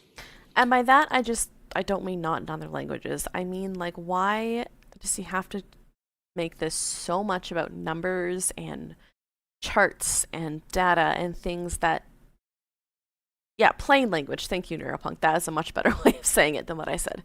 Like, can we just talk about things like he's talking to fellow humans and not to his economist buddies? And finally, it says that combined with the sizable non-budgetary financing needs, the higher deficit will substantially increase general government debt. Like, ask a layperson on the street what the non-budgetary, what was the thing he said? What the non-budgetary financing needs are. Right? Like, no idea. Which is forecast to be 92% of GDP in 2025, up from 88.6 in 2024, before accelerating to 98.5% by 2027, nearly double the forecast AA medium of 49.6. Now, those are a lot of numbers, but here's what's cut right down to it. To be a AA rated country, on average, your debt to GDP is 49.6%. Carney's on track to bring ours to nearly 100%. In other words, our debt as a share of GDP will be almost twice the size of the average AA country. That's the kind of fiscal mess that Mark Carney and the Liberals are creating. So much for he's gone from promising to be a brilliant economist to being the most costly, reckless, and risky prime minister in Canadian history, and that is why Conservatives will oppose it. But we not only oppose, we propose. Our proposal is to cut bureaucracy, consultants, foreign aid. Whoever is writing his, like, I grew up with someone who wrote speeches for politicians. That was his actual job. You know, they don't go out here and say these things that they've written. Some of them do, but quite often they're going out there with speeches written by other people. I want to know who writes Pierre Poilievre's speeches. It's to phony refugees and other wasted money. Whoa, whoa, whoa, whoa, whoa. Hold on. Our proposal is to cut bureaucracy. Consultants. Foreign aid. Cut foreign aid. Corporate welfare. Handouts to phony refugees. There's the racism. They just gotta like slide that in there every once in a while. Hey, they just can't resist. And other wasted money so we can bring down debt, taxes, and inflation. We would get rid of the industrial carbon tax to unlock the industrial engine of our nation and to reduce the price of everything made with steel, aluminum, cement, concrete, glass. That is everything that we buy. We will cap government spending for a dollar for dollar law, requiring we find $1 savings for every new dollar of spending. We'll make this the fastest place on earth to get a building permit. Repeal the anti-energy laws. Use the powers in C5 to rapidly approve a pipeline to the Pacific. There it is. So we can get 1 million barrels of oil to Asia every single day. We will get rid of the capital gains tax on anyone who reinvests their money in Canada to bring home the $500 billion of net investment that Mark Carney and the Liberals. Yeah, were you guys, many of you were here yesterday, we were listening to the speech by Rob Ashton where he talked about that. What was the word he used? We want to base things on compassion. Yeah, keep your hands off the BC coast. I'm going to find what he said because it was a good way of putting it. To the United States of America. We will cut income tax so hard work pays off. We will get rid of all home building taxes, not only to provide affordable homes to the next generation, but also to bring back the 100,000 trades jobs so carpenters can swing hammers, framers can frame homes, loggers can harvest lumber, and we can build a tariff-proof industry back to life in this country. That is how We restore the promise that I enjoyed as a young Calgary kid, delivering the sun door to door in my adolescence is how we're going to give every single kid in this country the opportunity that we had. We're going to have opportunity and freedom for our youth, home ownership for our... That's what he said.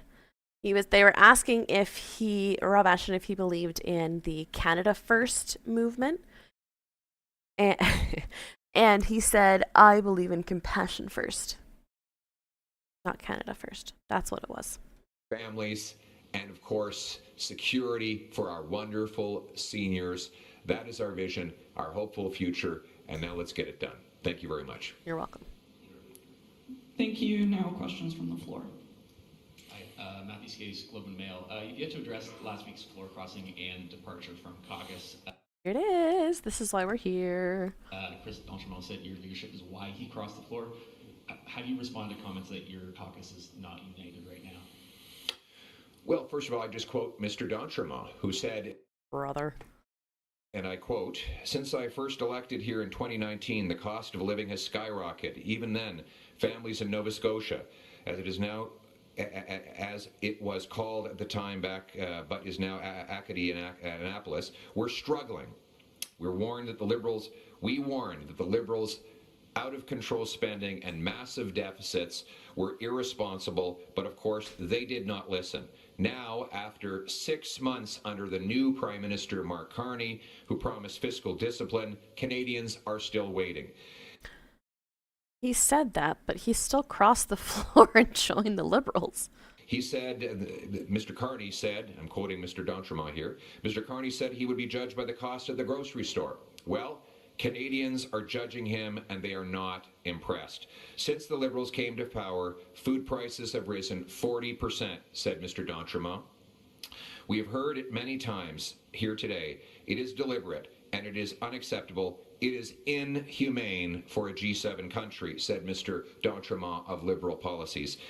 He said, we are a rich country. We are a food basket of a country. We can produce all the food for many people in the world, and we can barely feed ourselves for some reason, end quote. Okay, but he still left your party. He still doesn't think that you have the leadership skills to make any sort of meaningful change. That is how Mr. D'Entremont described the outrageous cost of living as the direct result of Mark Carney's Liberals. I'm very saddened for the Nova Scotia families on whom Mr. Carney and Mr. D'Entremont are raising the price of groceries and homes, but that will not change our resolve to continue to fight for an affordable Canada, affordable budgets, and an affordable future. Thank you. That was not an answer. Et en français. Merci beaucoup. Je vais juste citer, malheureusement, j'ai juste tiens sont en attente pour nous allons continuer de travailler pour dinner. Okay. The Dinger. Rick Bell, Postmedia. Hey, Rick. Do we? Postmedia. Listen to this, though. Rick Bell, Postmedia. Hey, Rick. Do we still call you the Dinger? Call me whatever you want. Just don't call me for dinner. Okay. We've been told in Alberta for weeks, if not months, that on Grey Cup week, that we would get a win in Alberta. And that win would be a pipeline to the West Coast. It would be a significant commitment to action on the so-called 9 bad laws. Not getting and it. that would all happen Grey Cup week. That is to say, tomorrow. We are also told somehow there might be some sort of memorandum of understanding between the province of Alberta and Carney. That's just floating out there. I don't know if that's confirmed. What are your thoughts? Because for weeks, months, we've been promised that Grey Cup week. Yeah, but who promised that? Carney didn't promise that. Danielle Smith promised that. The stamps aren't in. Neither is Edmonton, but that Alberta would get a win on both of those files. Well, tomorrow, it reminds me when you go into the pub, the Liberals are like that pub that has that sign on the wall that says free beer tomorrow. And so you come back the next day and it still says free beer tomorrow. And you keep coming back day after day for the promise of free beer, and the price of beer continues to rise and rise and rise. So they keep telling us that something is going to happen tomorrow. Mark Carney's been Prime Minister for 8 months, promising to move at, quote, unimaginable speeds.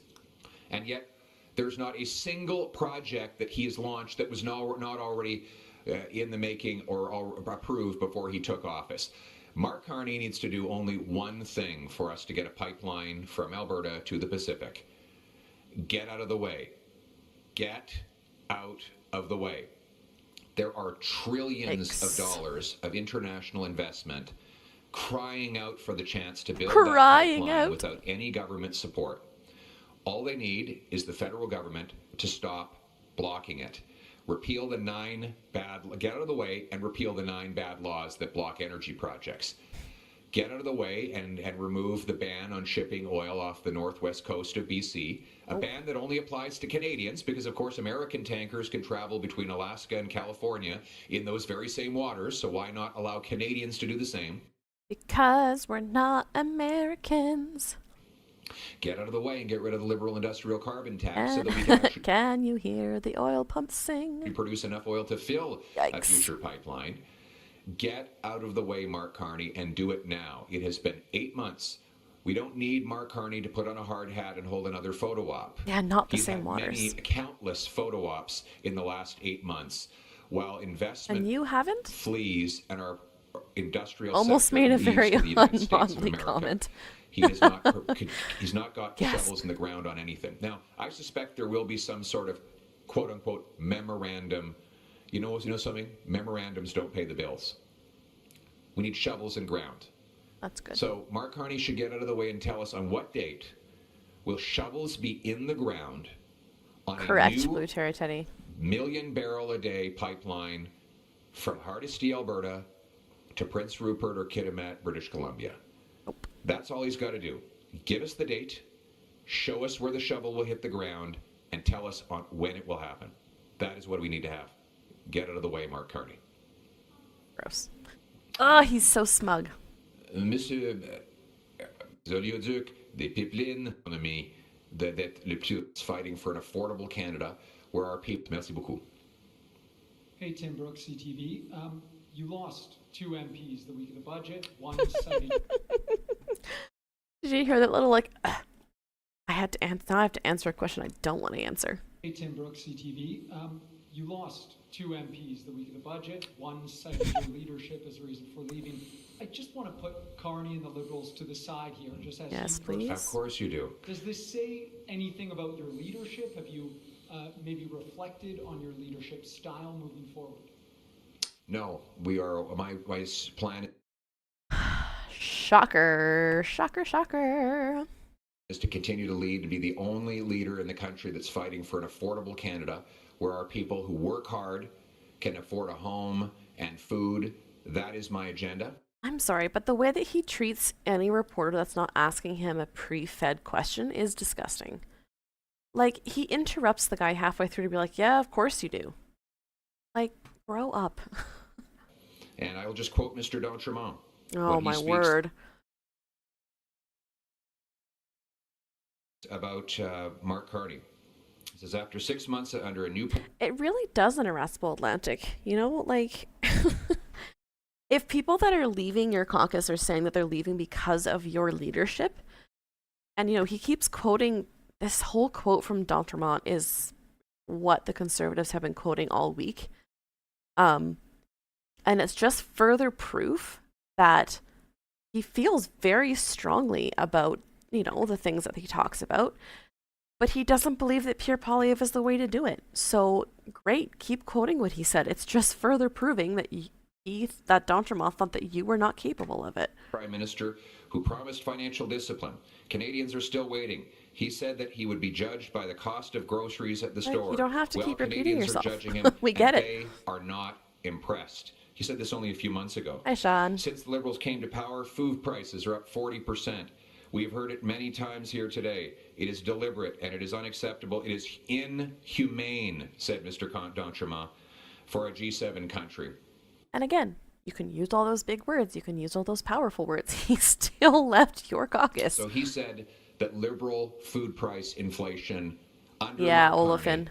Oh, that would be was satisfying. Inhumane, and I couldn't agree more. And I feel badly for the inhumane conditions, to use his own words, that he is now supporting for his own constituents. But I won't just quote him. I'll quote Nate Erskine Smith, a Liberal MP, who now says that his children should not have to pay for Mark Carney's budget.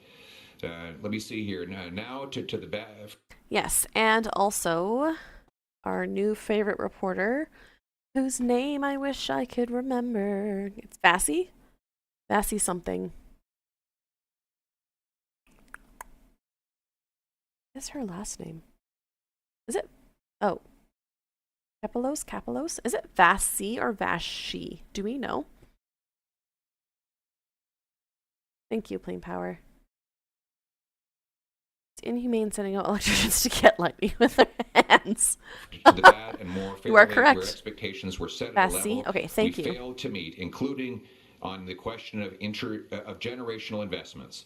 The budget falls short of these specific promises in our platform, and it unfortunately falls well short of the wartime home building effort that many of us thought we'd deliver. It's certainly not a budget that should throw us into an election at an uncertain time, but it does not live up to its promise of generational investments. He goes on to say that this is Mr. Nate Erskine Smith, a Liberal MP, that Mark Carney has broke his promise to spend less with... Actually say that, though? Yeah, exactly. Nate Smith. Digit. Not CBC. Do CBC. Really don't want to do the Western Standard.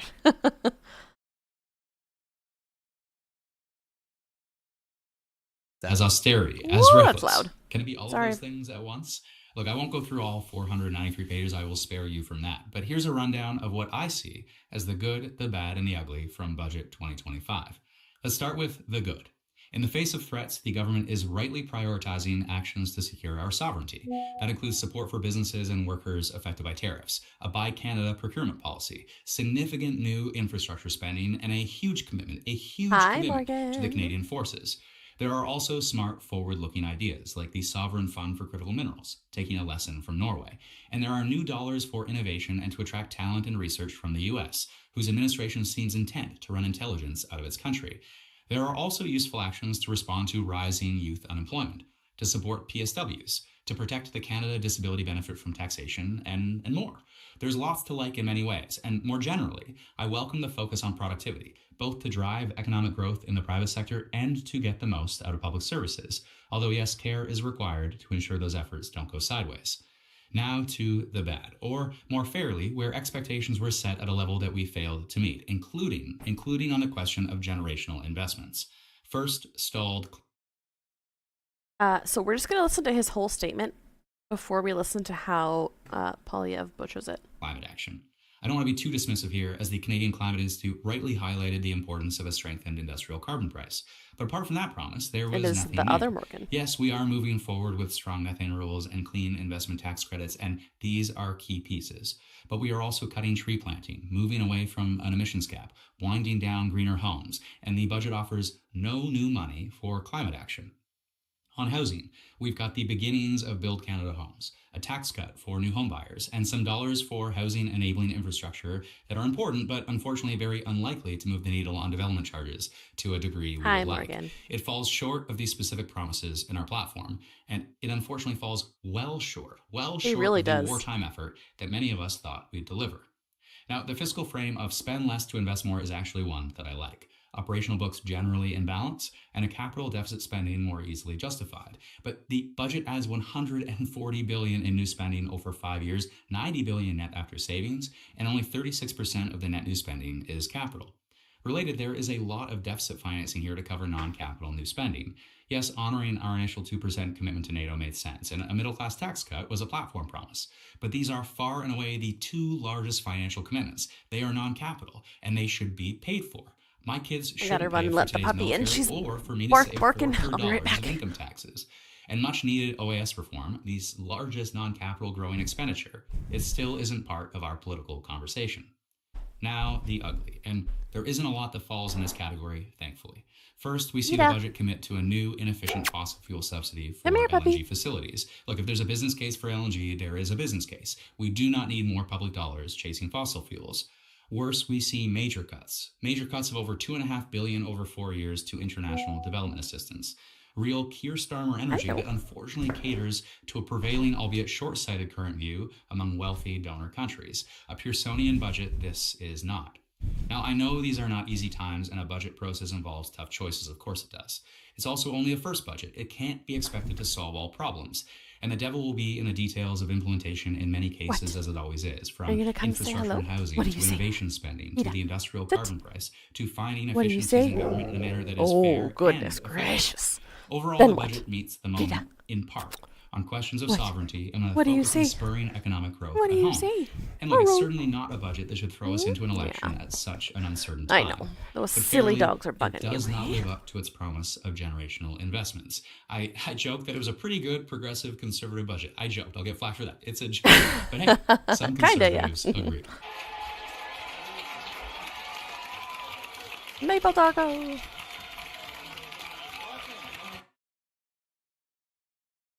So yes, Halligan reportedly spent some that is what he actually said.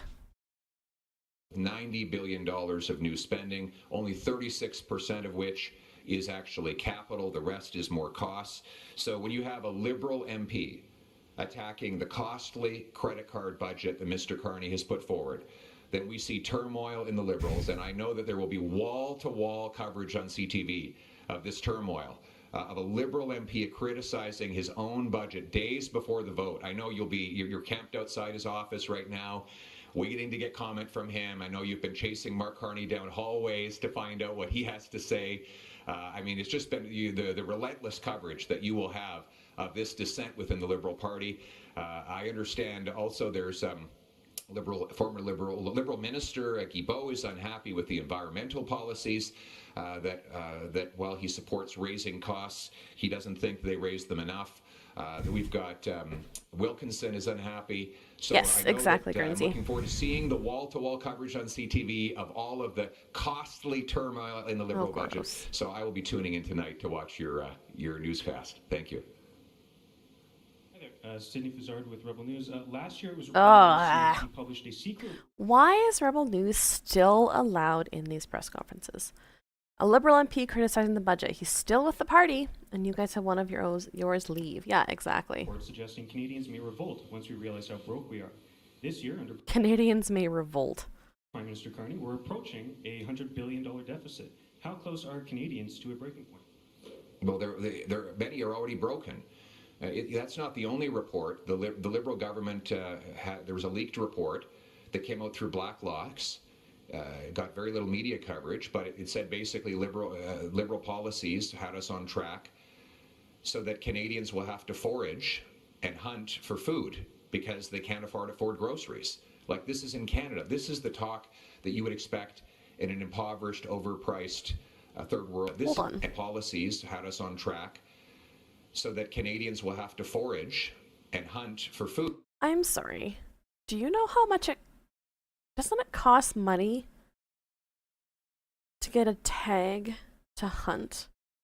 I don't hunt. I know nothing about hunting, and Lucky is on his lunch break. Forage and hunt? Where?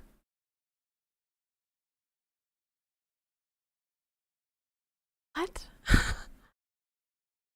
And again, it's the fear-mongering. So the Rebel News asks questions like, are they at their breaking point? Are we going... Hi, Spooty Frog. Are we going to be revolting? You know, they have to use all these big, like, fancy words to initiate fear. And he says things like Canadians are foraging and hunting. Don't think so, friend. Gonna rustle up some squirrel. Exactly. I like foraging. Yeah, sure. Isn't that not even controlled federally? Let's see, how much does it cost in Canada to hunt a deer? Alright, well, this is just Alberta. Let's see. Where do you live? So, wildlife certificate, we want a muley deer. $45.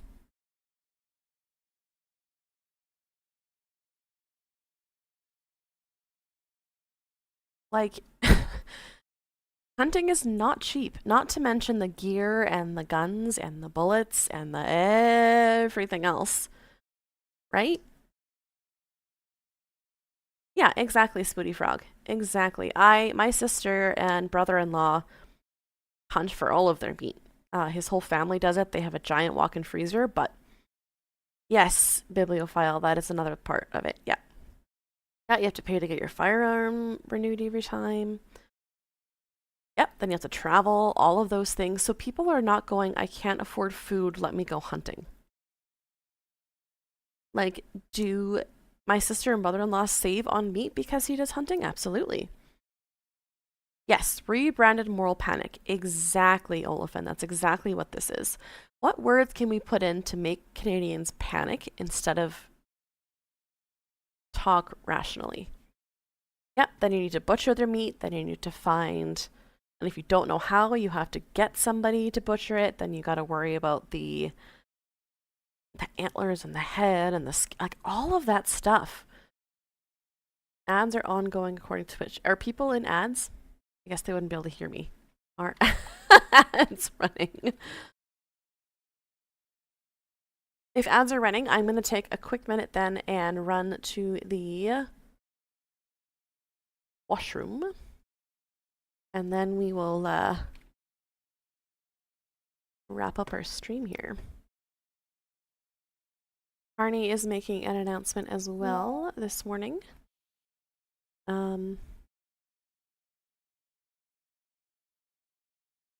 This. Did that?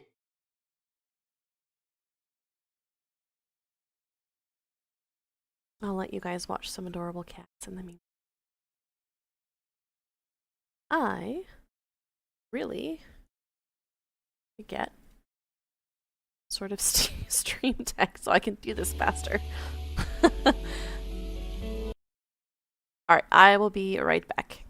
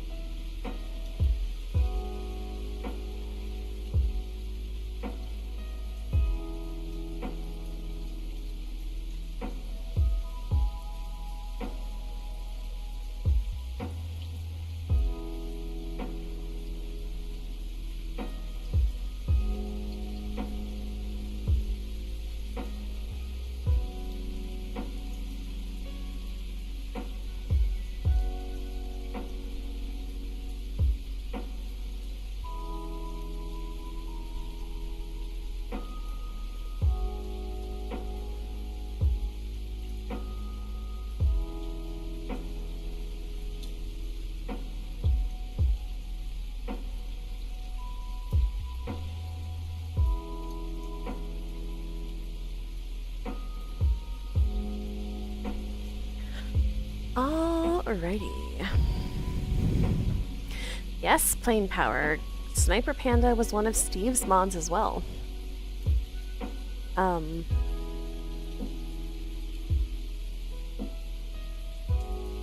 quite a few.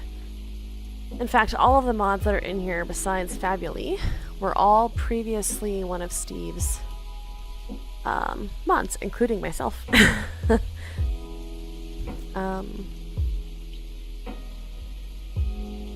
Alright. Yeah, you're right. Vapor is a new mod under me. You are correct. You are indeed correct.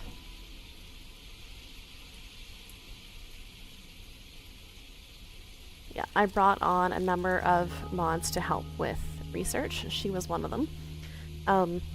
I do quickly, before we finish up today's video, I do want to give a quick shout out to the mods today. I went to my therapist a couple weeks ago and she was like, hey, you know you're like gonna burn out pretty quick if you don't slow down. And if anyone has gone through burnout, you know how difficult it is to recover from that. So I reached out to the mod team and I said, hey guys, I really need some help. And most of the ostrich stories and articles and links and a lot of the other ones that I've gone through today, all of the mods helped me find those. I cannot thank them enough for we be doing our best, exactly, for the amount of help and support that they have given, because I am one human. I am one tiny tyrant in southern Alberta with a 5-year-old. So, you know, I need the help, and they have stepped up constantly, but specifically in the last couple of weeks. And yeah, I'm just very grateful for them, you know? They're good people. We've been through a lot in the last 6 months, I'd say. Hey, same Fierce Tuskers. She just turned 6, so I actually should say 6-year-old, but yeah. Yes, love for the mods. Much, much, much love. They are fantastic humans. I would not be doing this without them. That is for sure and certain. Alright. Let's finish up the rest of this Pierre Resser, and then Carney is doing an announcement on what you do art. Our wonderful, I was just showing everyone earlier today, I don't know if you were here yet, the Trudeau swear emote, and people have been using it today when the Conservatives are talking. So these are all Morgan. That's a Pierre D. Presser, you are correct. Yeah. Morgan's also just really great moral support. She's the one that beats me up when I am doing too much, which I need sometimes, you know? A little bit of tough love. Anyway, that is my mushy grateful. Morgan is fab, that is correct. Just grateful. Taking a sip. I'm grateful for all the humans that I'm surrounded with doing this. Love yourself or else. Exactly. Those are real life words that we have said to each other. Alrighty, let's finish up the rest of this depressor and then we will get to move on. Food, because they can't afford groceries. Like, this is in Canada. This is the talk that you would expect in an impoverished, overpriced third world economy. But that is the trajectory that the Liberals have. No, it really hasn't, Bibliophile. Plain Power. My sister and brother-in-law got a bear. Oh, goodness. 3-4 years ago? And they did get meat out of it. Moose is something they also do. this costly credit card budget of Mark Carney will make that even worse. Yep, thank you. Canadians can't afford life. They are absolutely desperate. Go into our streets and talk to people. Ask them about their lives. Have you? Their lives are falling apart because they cannot afford this costly government. And see, and again, like big dramatic, they're falling apart and they're gonna riot and they're gonna da da da da da. Hey, dang, flab it. Ida, it's okay. It's just the downstairs lady. Come here. Ida, come here. Good girl. You do a big protect. I know. I know. Hubby's gone and kiddo's gone and you don't like it, do you? Okay? Everything's okay. it is leading to major breakdown. Go onto the street not far from here. There's an encampment where people who've lost hope and have been broken are now addicted to fentanyl and are dying face first on the pavement on our streets. These are the real issues. This is why I'm in politics. Mike, don't pretend like you give a crap. Pierre Polyev. I hate that. To fight to give back the promise of our country that every single Canadian, whether they're a waitress, a welder, or a businessman, can have a good plate of food every single night, live in a nice house on a safe street. That's there it is. We're in this business. Thank you. Last question. Aaron Collins, CBC. See, again, the difference between when he answered that last question from Rebel News. Hey, listen. Hello. Yeah, my God, how did I get here? Oh, I didn't drink. I am taking a sip of water. Thank you. All right. Watch his posture change now that he has to answer a CBC question. Like, look at that. Pure disdain. I'm just curious what you Yeah, this question is very low. I have it all the way turned up. He's just real quiet. think he means by that, and if you could Sorry, let's go back. Chris Dr. just turning back to last week, said that your party is being run like a frat house. So I'm just curious. Your party is being run like a frat house. Curious what you think he means by that, and if you think Well, I think that CBC had to be. Are you a CBC, by the way? Yeah, that's what. Oh, okay, right. I'm just curious if you think that that could lead to more MPs leaving your caucus, and what you think he means by that. Well, first of all, CBC has had to correct the falsehoods that they put into that story. So I encourage you to tell Canadians about the falsehoods you published and explain why you did that. But I would ask if you agree with Mr. d'Entremont, or do you believe he was telling the truth when he said, and I'm going to quote, now after 6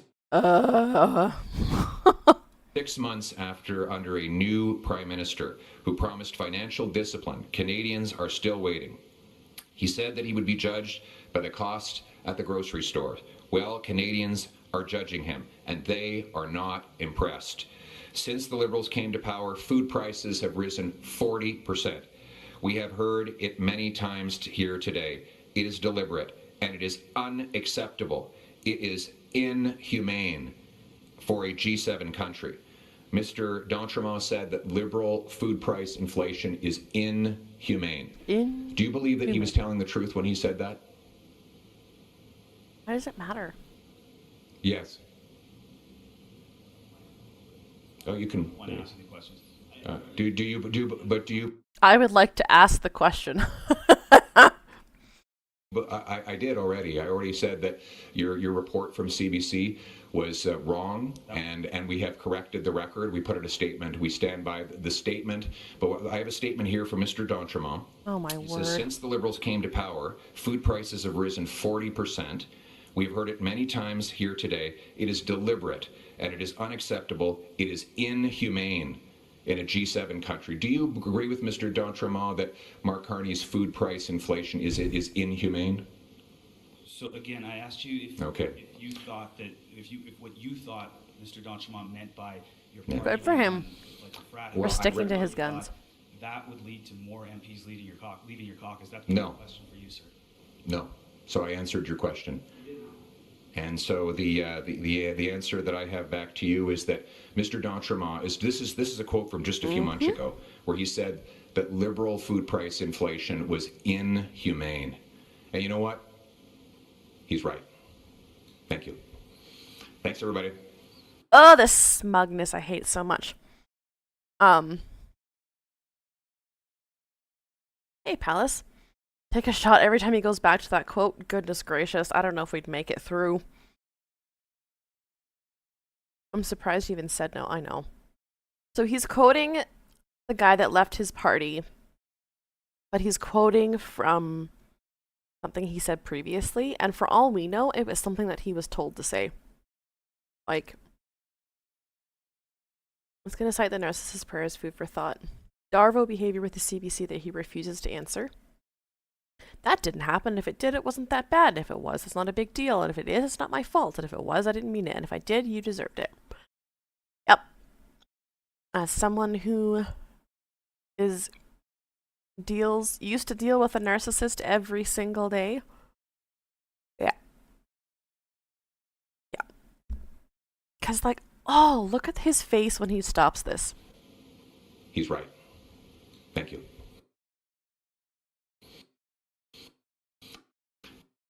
Like, he's so proud of himself for being such an asshole. Grr. Anyway, that was the Pierre Poilievre response. I did not realize that Carney was making an announcement today, so I'm going to switch over to that quickly.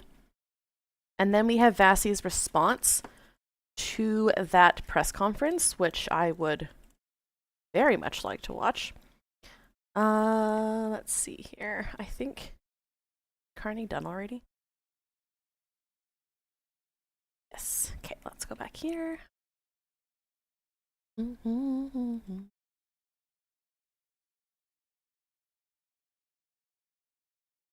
do, but now I'm doing something.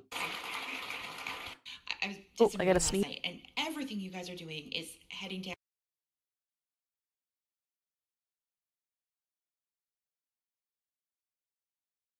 Okay, that was a very aggressive sneeze. Okay.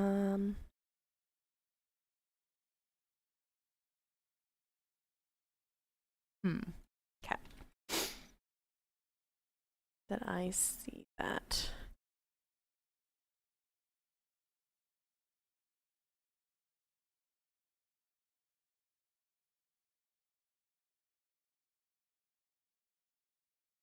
Oh, I don't know that he is live yet. Let's go back to CPAC.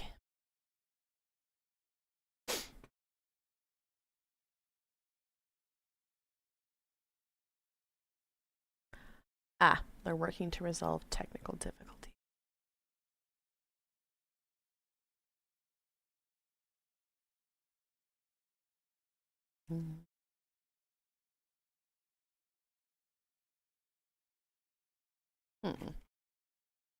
Thanks for your patience, all. I am just trying to hunt down our people that they will do the campuses. The pressure with this for this country right now, and as someone who's been of education in terms. Okay, so he is not currently live. We don't have door stream. We have. Yeah, I know. There's no video yet. I'm not there yet. Hi, Uglalux. So Carney is going to be live here, talking about the projects that he is going to be working on. But it would appear as though he has not made it to the podium. And I am unsure if the test, if the stream is frozen. So we will go back to live. Ooh. Just listen to the rain for a minute. Now I don't want to watch this chat because I can only imagine. I gotta get around to feeding Pilar's polyoppressors through that open CV for facial recognition. Yeah. Yeah, 60 hertz crackle in the rain.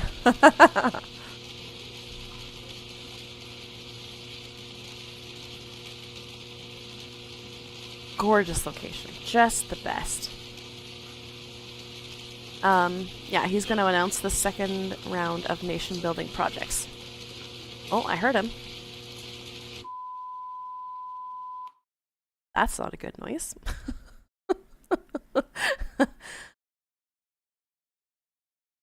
Here. Wee.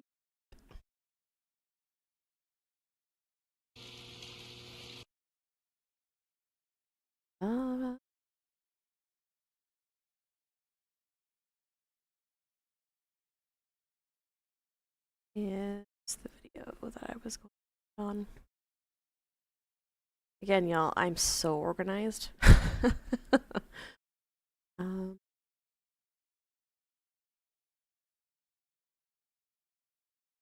Always, always, always so organized.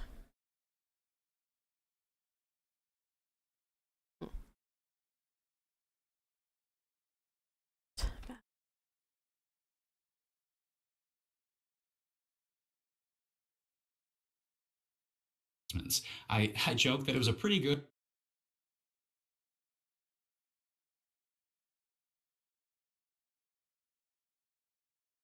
All right, while we wait for that, I need to get onto Obsidian. What's Obsidian? About as organized as the federal government, so congrats. This is Vasi. Good progress. Also, more Trudeau-era environment for Environment and Energy Minister Jonathan Wilkinson is the Liberal MP for North Vancouver Capilano.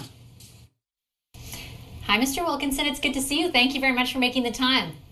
It's good to see you as well. For the sake of transparency, I asked our team to reach out to you this morning because I was already thinking about the climate policy. I was curious as to your reaction. And then a few hours later, Pierre Poilievre held a press conference and he actually name-dropped you, invoked you next to Minister Guilbeault to sort of, I guess, lay some groundwork for his lamenting of the media not covering internal Liberal turmoil enough. So I thought I'd put the question to you directly. Since he invoked your name, are you unhappy?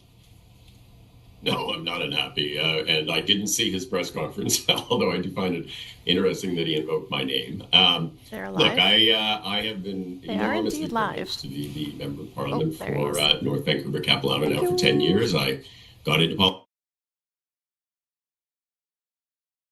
Come back to chilled for it enough to...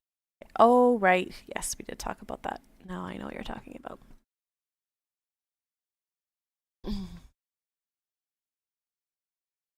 Across the country. So on behalf of the City of Terrace, Northwest BC, I would like to welcome the Prime Minister of Canada, the Right Honourable Mark Carney. We appreciate you taking the time to travel here, and welcome to Terrace. Tuiksuk Noon. Great suit. Thank you all. Thank you very much, Mayor Boytash. Good morning, bonjour tout le monde. It is a great pleasure to be here in beautiful BC, beautiful Terrace this morning, to be joined as well by Minister Robertson and to be joined by the CEO of the Major Projects Office, Dawn Farrell. I'd like to acknowledge the representatives of the Gitxaalath First Nation, the Kitsukalam First Nations.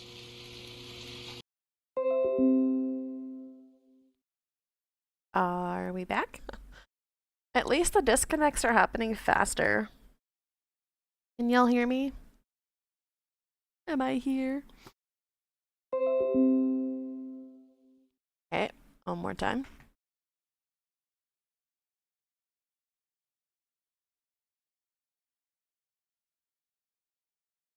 It is Restream. Olafin, we have discovered that that's what it is. It's disconnecting from the thing that I'm using to stream to YouTube and Twitch. That's what it's using to stream to YouTube and Twitch. That's what it's disconnecting from. Yeah, refresh. I should be back.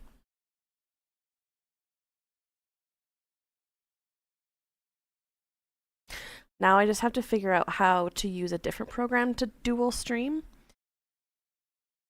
which is more labor intensive.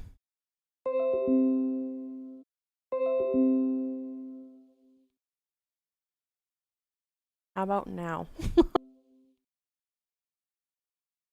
How about now?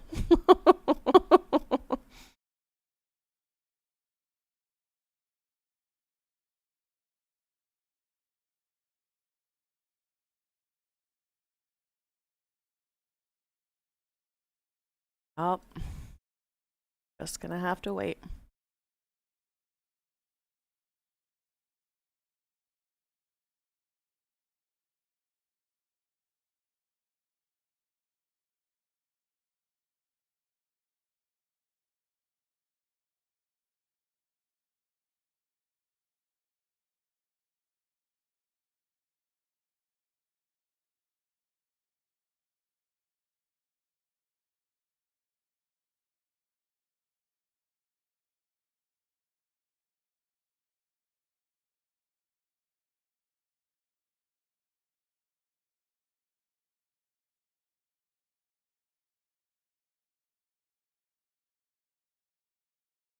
Okay, I'm gonna try playing this. Hey, Enbra. Sweden to Saskatchewan. Woo! Alright, let's see if we can get through this. What's known as the Major Projects Office. Let me talk a bit about those projects and what they're here for. They're here to reinforce our nation. They are part of nation-building strategies to transform our economies, but to build all nations, to build Canada, and to build First Nations. They are strategies that will make our country more independent, more inclusive, more sustainable, and yes, more prosperous. Parce que nous sommes dans une situation because currently we are in a quickly changing world. Ooh, we have a new interpreter with an accent that's his voice is lovely. Technological change is faster and faster, and so the world demand is becoming a world resource. Can I get a 1 in chat if you can hear me, just so that I have an idea? And the United States have fundamentally and radically changed their approach to trade, which changes the conditions for employment and creates uncertainty for Canadian businesses. Strengths, based on close ties with the United States, have become our vulnerabilities. We just released a budget last week.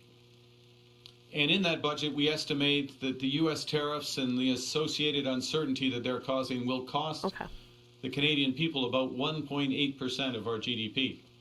Now, let me translate that into real numbers. That's about $50 billion lost from our economy.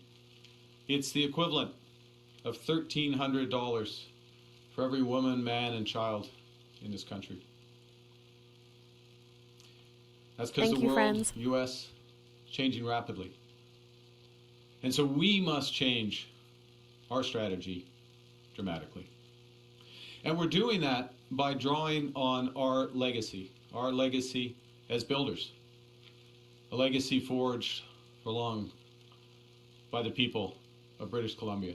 Anybody know what the pin is? Throughout our history, Canadians have built major projects that define our landscape and underwrite our prosperity. Projects like the railway that united the Maritimes around the time of Confederation. Projects like the Canadian Pacific Railway that helped bring British Columbia into Confederation. The Trans-Canada Highway that linked our nation. The St. Lawrence Seaway that has opened up new markets in the East for over $1 trillion of cargo and counting. We used to build in this country. Oh, for half a second I thought he was going to talk about high-speed rail. And we are building our nation again. One of the first things that Canada's new government did was to pass something called the Building Canada Act. That was back in June. And this law changes the government's approach to building major projects from why to how. Those projects are projects that strengthen Canada's autonomy, our independence, strengthen our resilience, strengthen our security. They're projects that provide major economic benefits to Canadians, ones that have a high likelihood of success, Crucially, they are projects that advance the interests of Indigenous peoples. And they have to be projects that contribute to sustainable, clean growth. And the Major Projects Office is helping to build Canada smarter and quicker, fast-tracking infrastructure that we need to unlock our country's immense resources and potential. Okay, great, but what are you building? In this way, we'll build our communities, grow new businesses, and create tens of thousands of new careers in sustainable industries. Back in September, in Edmonton, we referred projects that represent more than $60 billion in investment. And today, we're going to announce some projects that will double that impact. The budget that I referenced a moment ago, the budget of last week, reinforces our mission to build Canada strong. It's our plan so that Canadians take full control of our future. It's a plan to move from over-reliance on one trading partner, the United States, to resilience to global shocks. It's a plan to replace uncertainty with prosperity. We are taking our future in our hands in order of building this Canadian economy, which will be based on this new infrastructure in order to unify our region, to diversify our markets, and to build at affordable prices and to protect our communities. And over the next 5 years, we will be carrying out $1,000 billion savings, which will be useful in order to Bye, Olafin. Thank you, friend, for being here. I appreciate you. Increase our GDP by more than $3,500 per Canadian citizen. $1 trillion of investment in total over the next 5 years. I know. Please tell us the plan. $3,500 for every Canadian worker. Twice what the Americans are taking away. Each of the projects that we're referring to the Major Projects Office today, in and of itself, is transformational. But the bigger point is that their impacts will be amplified by being part of bigger national strategies to boost Canada's competitiveness, including to realize our country's full potential as an energy superpower. That could be Morgan. By creating new trade and economic corridors that diversify our economy. Projects that help build Canada's leadership in critical minerals to increase our independence. And also projects that we won't discuss today, but projects that establish our data sovereignty so Canadians can be served safely and securely online. Okay. Is that one that now, Canada, let me start with our position as an energy superpower. We're starting to realize our full potential in both conventional, i.e. oil and gas, and clean energy. That would LNG make sense, Guernsey. Is an essential fuel for the energy transition. LNG can help Canada build new trading relationships, especially in fast-growing markets in Asia. By 2040, it's estimated that global LNG demand will rise by 60%, and Canada will be ready. We're home to the world's 4th largest reserves of natural gas. And we have I'm just laughing at what the up to 100 million tons captions annually thought it was. Of new LNG exports to Asia. But that will require major investment across a wide range of infrastructure. And to encourage that investment, the budget provides new tax incentives to encourage the world's lowest carbon, I'll repeat, the world's lowest carbon LNG facilities. Oh, and the budget seriously, also expands the Canadian Infrastructure Bank's ability to support projects like Xylism's LNG. Xylism comprises a new gas pipeline, a new electricity transmission line, and a new floating LNG export facility. Led by the Nisga'a Nation under President Ava Clayton, Xylism's will become Canada's second largest LNG facility with a capacity to export 12 million tons of LNG every year to new markets. It'll also be one of the world's cleanest LNG operations, with emissions an incredible 94% below the global average, and with the potential to reach net zero by the end of this decade. All while creating thousands of skilled careers and $4 billion contributions annually to our GDP. The federal government has been working closely with the province of British Columbia in the development of this project, most notably through a one project, one review environmental assessment process and associated consultations led by the province. In addition to consulting on the financing of Silicim, the Major Project Office will also There's that consulting word again. help coordinate timely approvals of all three elements of the project and the related transmission infrastructure that I'll discuss in a moment. Now, more broadly, taking a step back from LNG, core to becoming an energy superpower will be to fully capitalize on Canada's advantage in clean energy by substantially expanding our clean electricity grid. Over 80% of the electric power we produce in the country, it's higher obviously in British Columbia, but in the country as a whole, is clean. The point is, clean electrification is the path. It's the only path to building a sustainable, prosperous economy. D'ici 2050, by 2050, our requirements in power could treble, be multiplied by 3, especially in order to have clean transportation and also feed our data centers. In order to meet that demand, we will need more hydroelectric capacity, which will be hydroelectric, solar, and wind-based, and we will need more connection between the various provincial networks in order to have nationwide electric and efficient electric network. Et nous pouvons débarrasser et nous pouvons exploiter et potentialiser. Northern I British was about to Columbia. say, sir, that's French.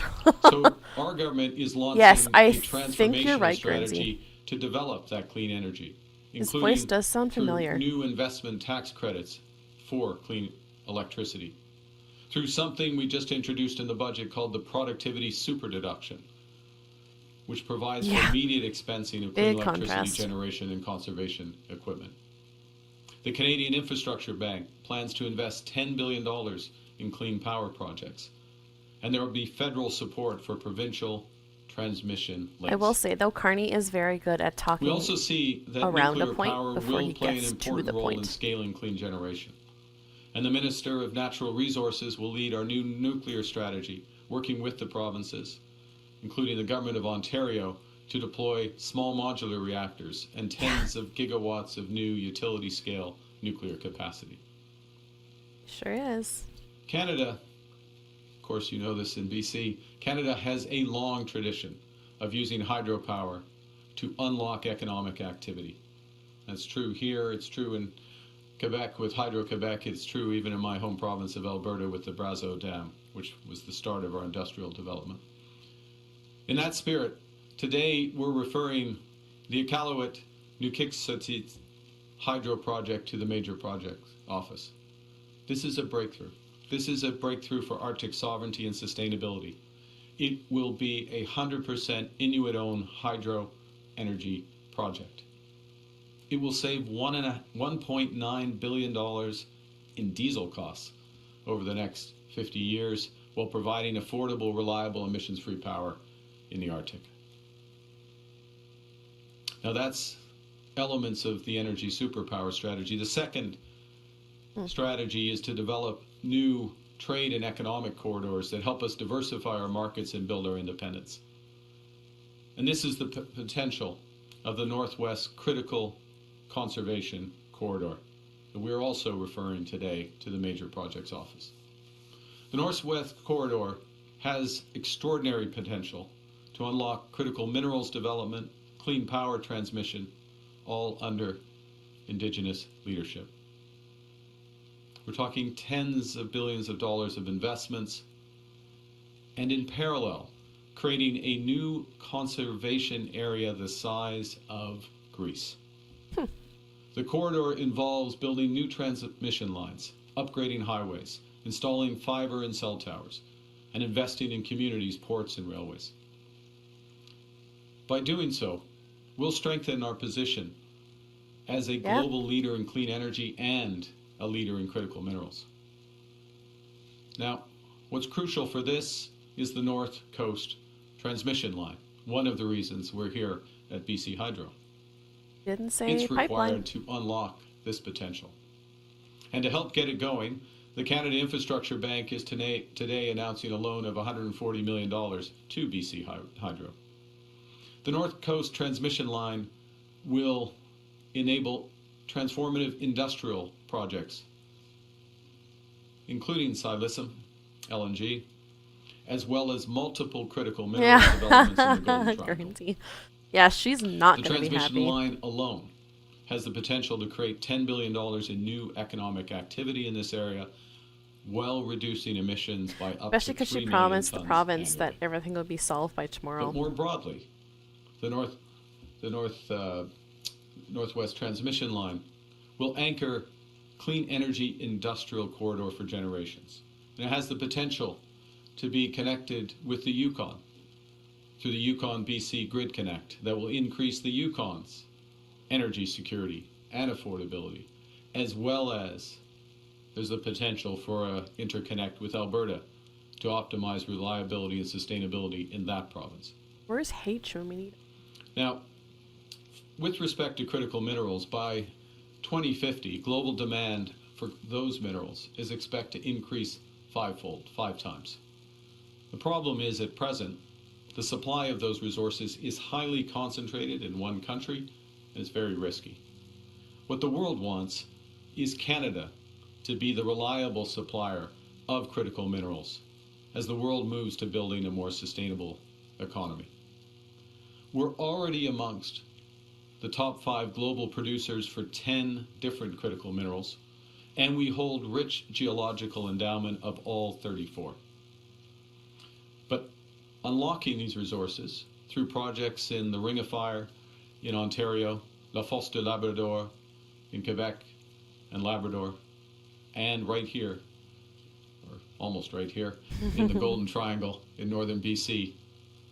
This will attract hundreds of billions of dollars in new investment and create thousands of high-paying, not just jobs, careers, thousands of high-paying careers for miners, carpenters, engineers, and beyond across this country.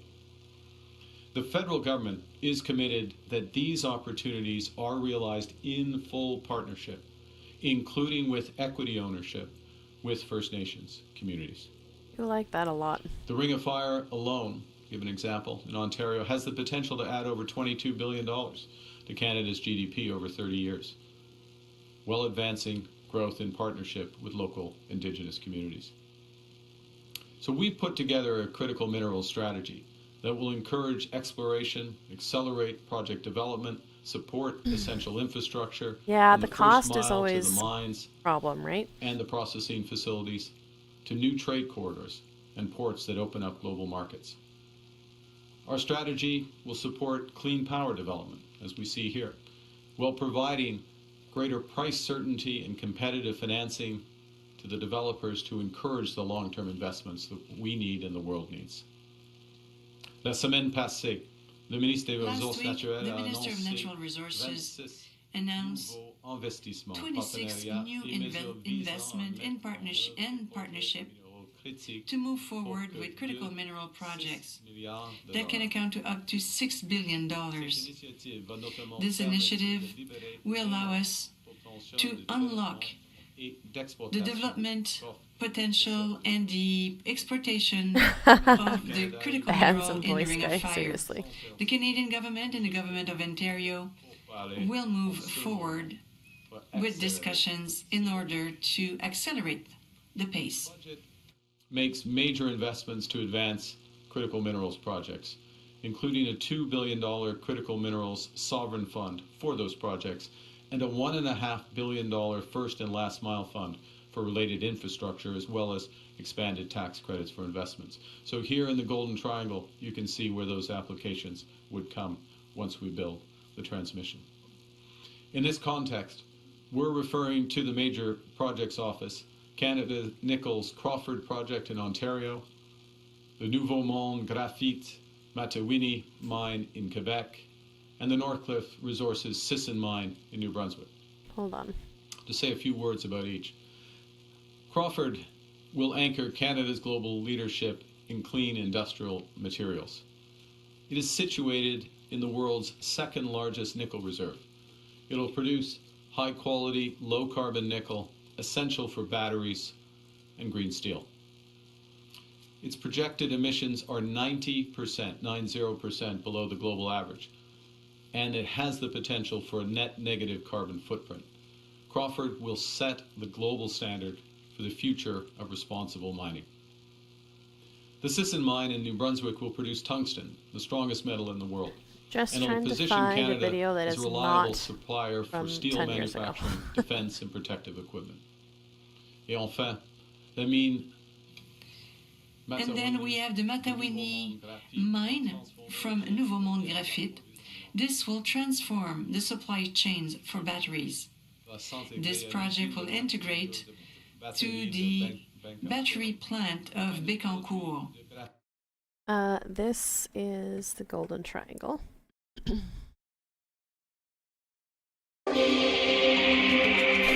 In the northwest corner of British Columbia lies a geological formation known as the Stikine Terrane, which hosts some of the richest gold ore bodies in the world. This area is so rich, in fact, that they call it the Golden Triangle. Please do note this is from 2018. This was the premier gold mine in 1918, which produced over 2 million ounces of gold and 45 million ounces of silver. At the time, some considered the premier to be one of the greatest gold and silver mines in the world. Then, in 1986, came the high-grade snip discovery. Oh, there you go. I'm rolling in the TV with a VCR. Here's your fact-finding mission for the day. Snip mine produced approximately 1 million ounces of gold from 1991 until 1999 at an average grade of 27.5 grams per ton. And shortly thereafter, in 1988, was the SK Creek discovery, where the infamous drill hole 109 returned a staggering 208-meter interval, averaging 27.2 grams per ton gold, 30.2 grams per ton silver, and over 1% lead and 2% zinc. The SK would go on to become Canada's highest grade gold mine and the world's 5th largest. I can follow the canyons to get to my site. That's cool. Silver producer. Where's your notebook? Well in excess of 4 million ounces of gold and 150 million ounces 1,800 words on this due by Monday. of silver. But due to the fact that the area had very poor road access, requiring everything to be flown both in and out, there was no access to power, and with gold only approximately $300 per ounce, if it wasn't a very high-grade gold discovery like the SNP and the SK, then it was unlikely to be economical to mine. So, I believe he's talking about more access to the Golden Triangle. Your pencil isn't sharpened. Quick, borrow one from your neighbor. They will be able to produce spherical graphite using oh gosh, EV I do not want to batteries write up a as pop well quiz after every as stream. in energy storage systems. All of this will be supplied by clean hydroelectricity from Quebec. The project will allow us to reduce the sources of carbon emissions, reinforce Canadian resilience, and contribute to the acceleration of our transition. On top of this, we will be able to attract $1.8 billion in investments. Now, I've talked a lot about building and specifics of what we're going to build together. But today is not just about what we build. It's also about how we build. Oh, here we go. We're building sustainably. How? In each case, reducing emissions and investing in a clean energy future. Our energy and critical minerals projects are amongst the lowest carbon in the world. And moreover, they unlock major investments in sustainable growth for generations to come. Secondly, we're building in solidarity with Canadian workers, creating hundreds of thousands of high-paying union jobs. Do you guys want to hear a really funny story? When my younger siblings went to school, keep in mind we were all homeschooled for quite a long time. And one of the things that my mom never let us have was mechanical pencils. And when my siblings went to school, they were one of the things that were required on the list, which as a former EA should never be required because elementary students do not know how to use mechanical pencils. So what happened is most of the parents still bought the regular pencils, and my siblings showed up to school with these mechanical pencils, and everyone was like, ooh, you're the cool kids with the mechanical pencils. My sisters took all of their mechanical pencils and all of the lead, and they would sit out at recess, and my sister would charge $1 per mechanical pencil and 25 cents per lead. She had a whole business in like grade 3 to sell these mechanical pencils and the lead. And the parents didn't pick up on it right away, nor did the teachers, but she made like 15, 20 bucks from this little side business at school of selling mechanical pencil lead. Kids are funny. Oh, I know. And like when my mom found out, it was one of those like, can I actually get you in trouble for that? Or can like, because that's kind of really smart, but also like maybe we shouldn't exploit the other students in your class. A literal pencil pusher, Alex, that's exactly it. Look, Carney, I know this is your circus mean to see how you do the magic. Yes, correct. You are correct, Elemental. Great to announce these things and use all the big words that he is, but talk about the specifics. Always building in partnership with Indigenous peoples to ensure meaningful Indigenous ownership and major economic benefits, while promoting the conservation of our natural heritage for future generations. This approach reinforces that the impacts of our nation-building strategies, just like those that came before us, that these impacts will be generational. Consider my earlier reference to that railway in the Maritimes. It was built around the time of Confederation to move goods and troops there, to assert Canada's independence and help unite a young country.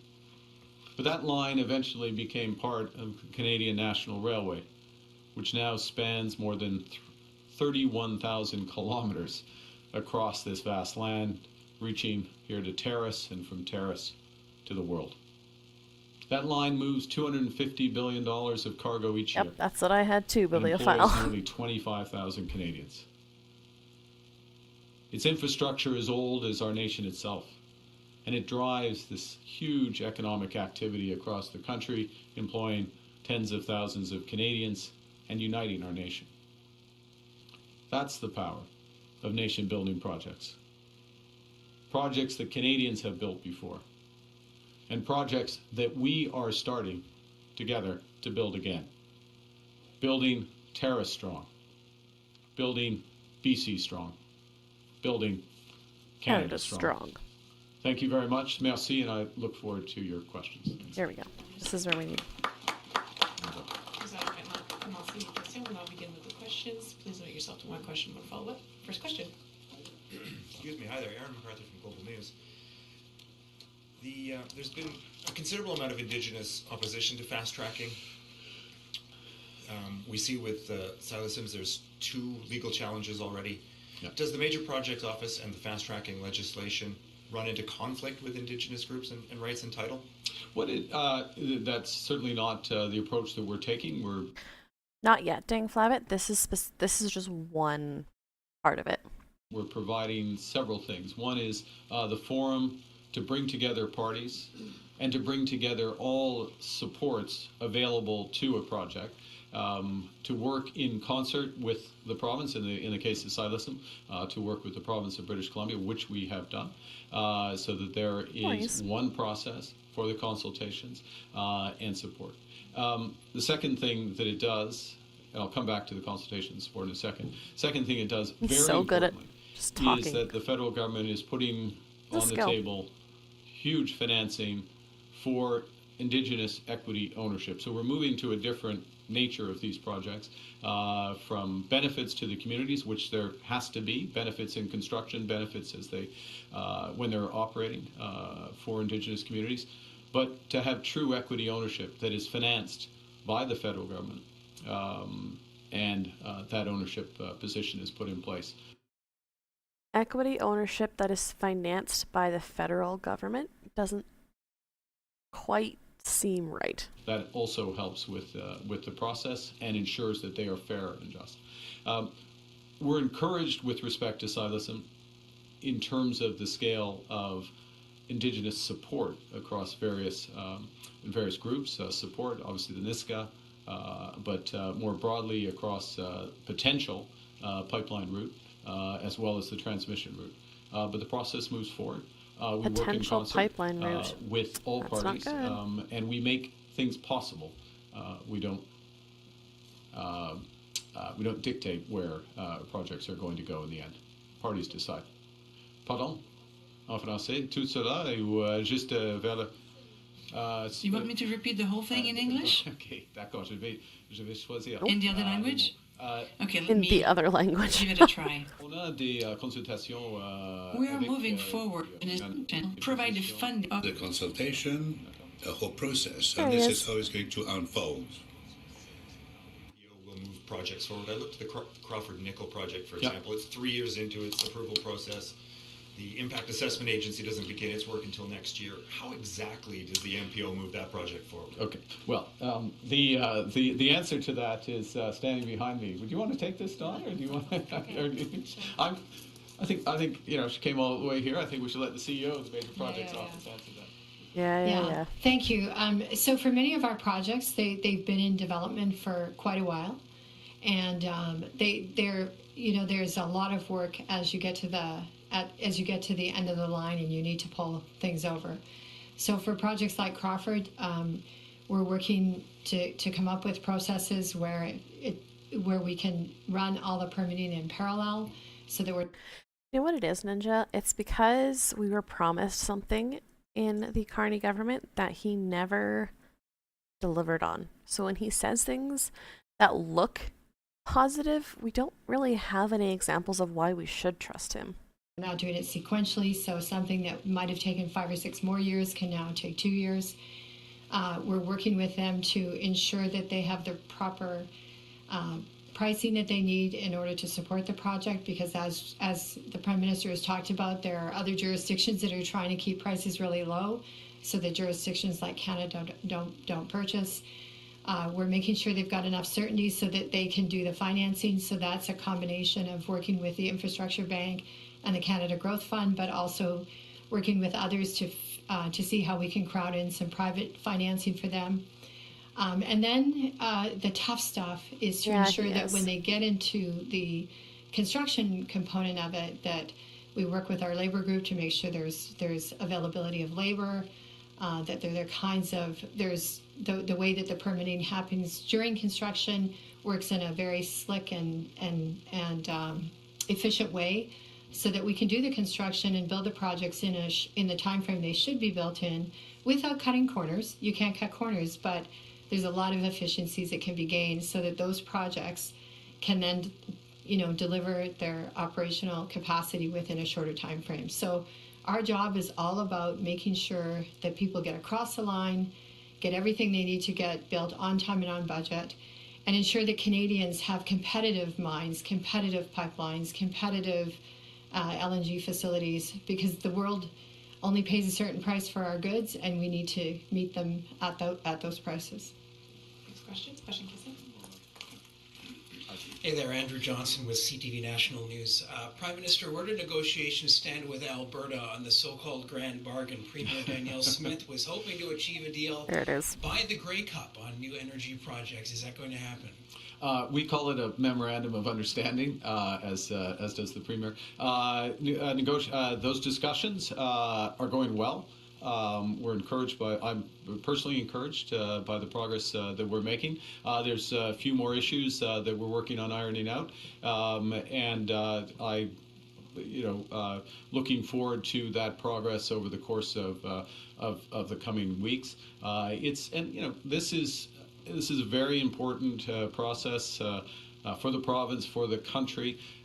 It's related in many respects to what we're talking about today in terms of some aspects of this are for major investments that will help build Alberta strong, build Canada strong, make us more independent and more prosperous. We want to make sure we're doing it right.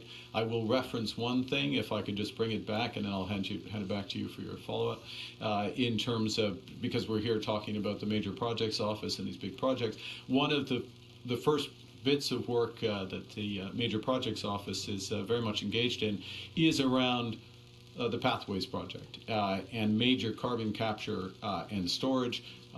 This is a huge opportunity for Canada to develop a new industry, to have decarbonized oil and gas, and it is part of, very much part of these discussions that we're having with Alberta. How do we move that forward, part and parcel with other aspects? Don't love that. Sur la discussion, je suis... This will take very friendly and very effective discussions. She wants a new oil pipeline, and she wants her government to eliminate laws she views as inhibiting investment in infrastructure. What are you asking of the Premier? We're many things, and as I say, it's a productive discussion, meeting minds. We're looking for a major investment that puts, amongst other things, Alberta puts the industry, puts the country in a position for the energy future. And the future of energy, clean and conventional, is low risk. Canada's low risk. It's low cost, and it's low carbon. And you look again at the Silicem as an example.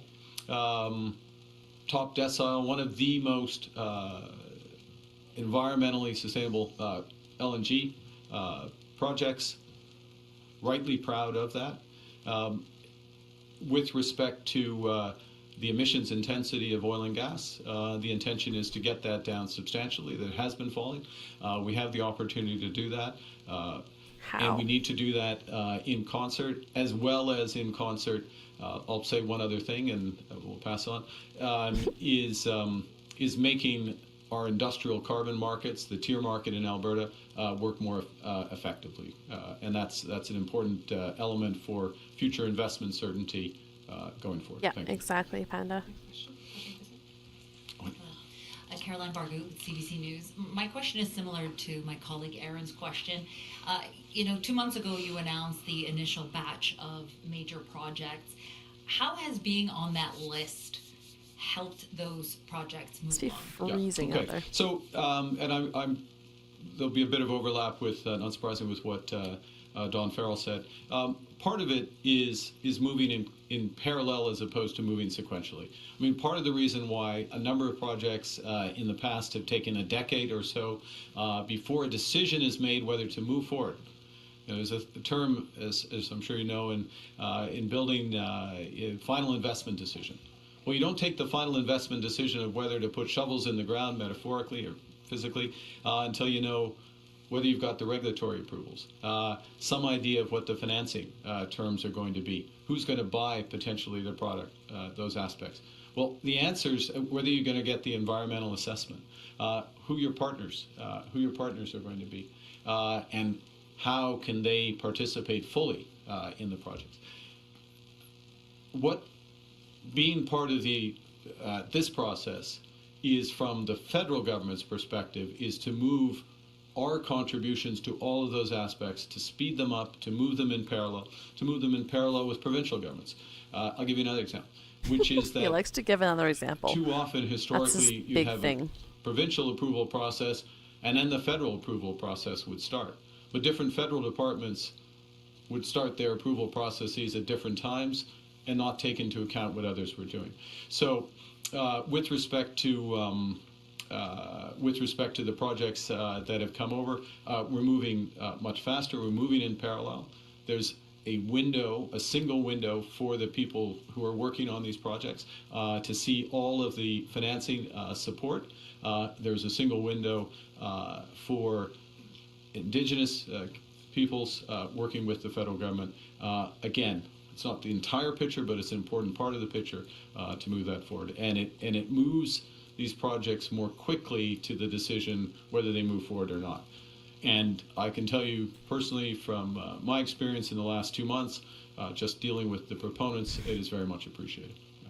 My second question is, a number of First Nations oppose some of these projects, and some of the chiefs will be holding a press conference after this. What do you say to them, and how do you square pushing ahead with these projects in terms of reconciliation when there's so many nations that oppose them? Well, let's be clear what's happening today.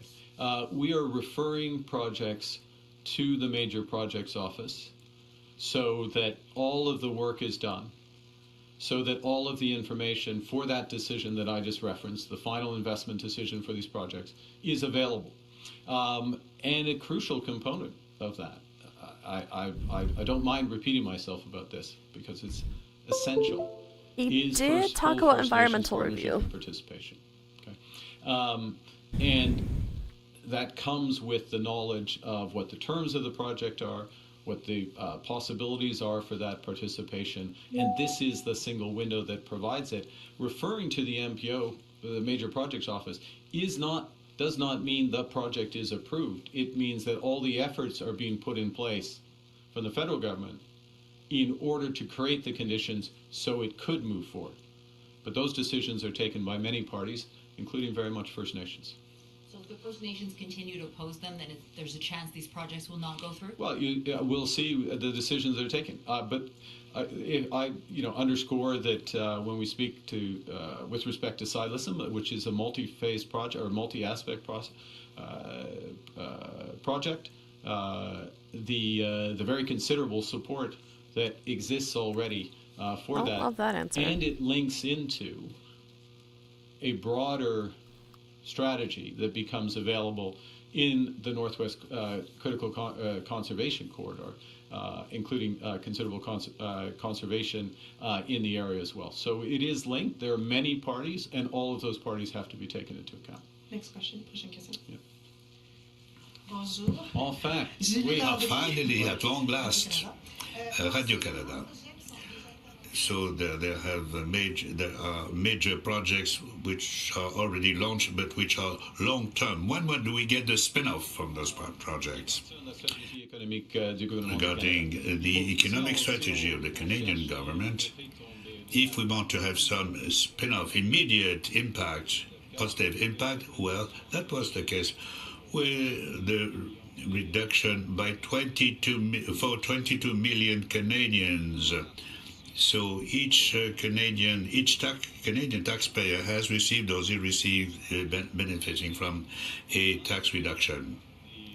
Secondly, and at the same time, we took measures that will protect all the health policies, all the social support policy, social safety nets of our country. This is very important.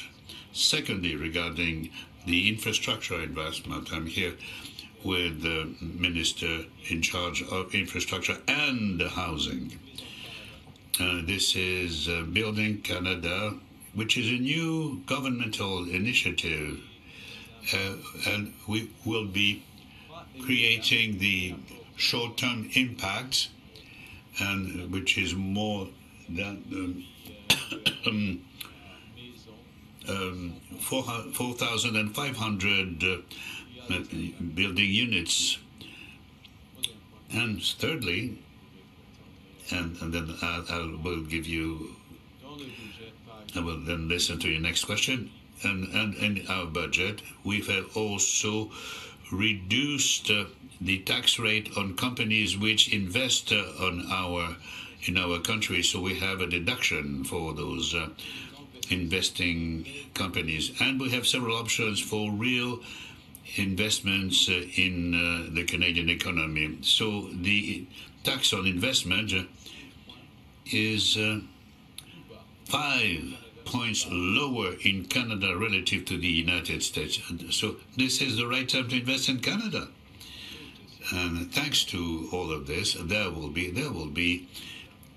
a spin-off, short-term spin-off here in Canada. But you're right, major project for the medium and for the long term, by definition. When you chose those projects, there are winners and there are losers.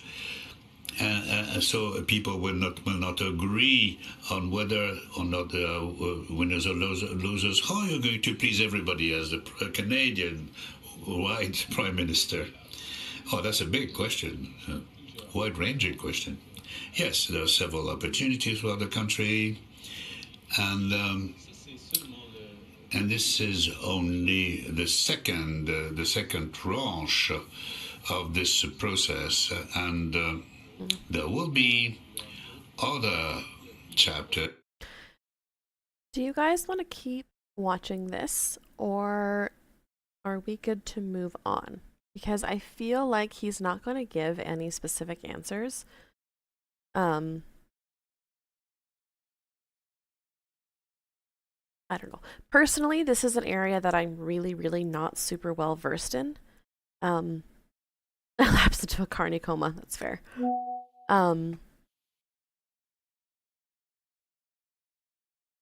Yeah. I don't know how much longer the press conference is.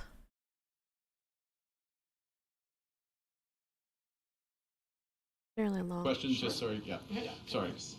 Yeah. Kind of got it from Dogwood News. Following up on this question. So, as it stands, Western LNG is the owner of the Xilisms terminal, and it would be built in Korea with Korean and Chinese steel. So how much taxpayer money are we prepared to invest in a project that is American-owned and foreign-built? There is, look, there are different aspects of the project, as I said. There is the PRGT pipeline, which is necessary, which is Canadian owned, First Nation. Sorry, can I finish? There is the associated transmission line. Yeah, these are the questions that I am interested in. Like, is it actually going to be Canadian built? You keep saying this. That comes there. There are structures that come with projects that ensure that there is returns to taxpayers through the tax system as well. And the structure of the financing is a decision that we take with the full information of the project design. So that's not really part an of. Answer. You don't answer. We answer that question with full information by doing the work, and that's what the referral to the major project office facilitates. Thank you. Well, il y a des positions dans des trois aspects. We have different ownership in a big project. We have, of course, Canadian interests. We also have Indigenous equity, and there will be small differences. This will apply to the liquefaction plant, though there will also be a pipeline and electricity transmission line. We will have to make a decision about the approval of yeah, project. kind of. We have to look at all the elements, and we'll have to look at the Canadians' interest. The first objective, the first principle of these projects is it's in the interests of Canada. The interests of Canada making us stronger, making us more independent, the interests of Indigenous peoples, the interest of building a more sustainable society. We're in a position here. I mean, I wanted to come here because this, the scale of and the breadth of the opportunity in northern British Columbia is immense if we work together to help unlock it. Not every aspect, not every project, not every mine will go forward because people have to be behind them and they have to be the right ones. But by unlocking transmission, clean power, by unlocking the last mile to some of these mines, and by conserving a huge area of this province, we can create a balance that is not just in the interest of this generation, but many generations to come. That's what we're discussing. That's what the project office is going to review, and we'll take the decision with full information. Also, welcome to the stream, together. Storm of Thank Night you very Vale. much. Merci beaucoup. Thank you. This Thank you. puts an end to our press conference. C'est ce qui m'a fait la conférence de presse.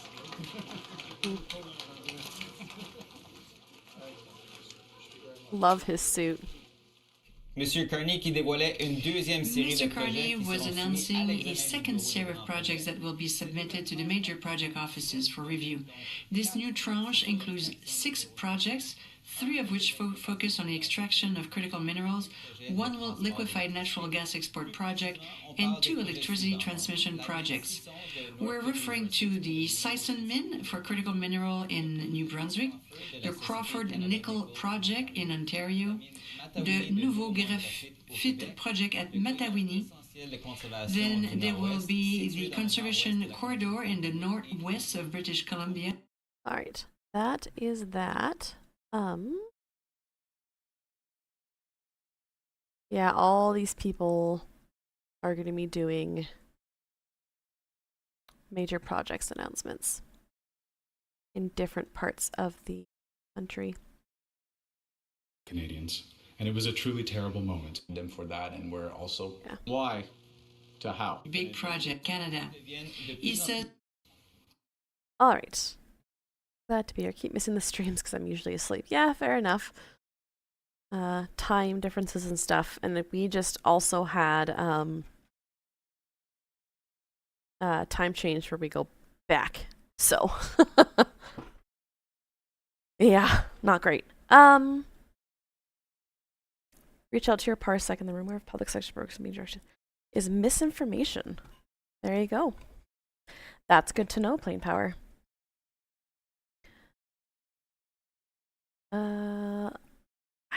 Was that something...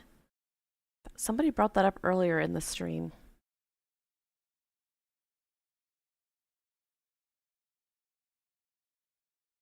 Let's see.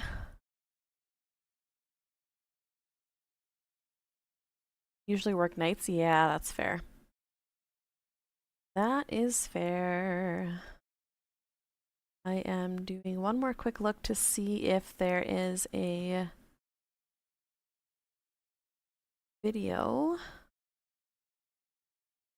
from the First Nations chiefs, because they did say that they were going to come out and talk. I don't know if that's happening right now. I don't. You have connections. Awesome. Well, I'm glad that that's a rumor.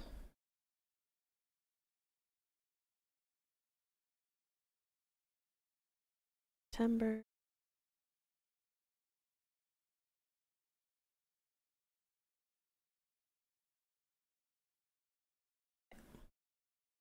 All right, none of these are new. Okay, folks, I have got a couple of... Where'd it go? Nope. I don't have it on this browser. You've got connections.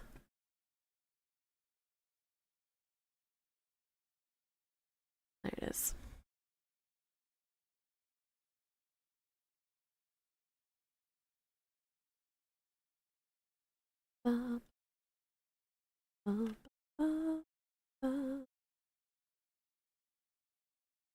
Hyman, one of the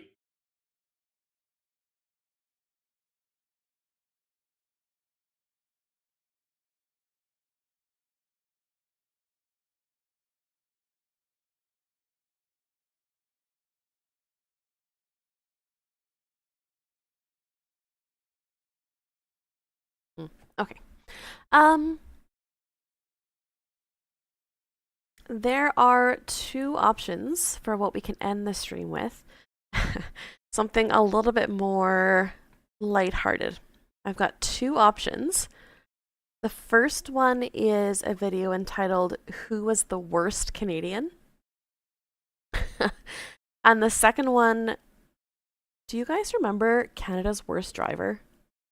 Am I the only one that remembers that as a TV show? Or is that just like a fever dream that I've stuck in my brain somewhere?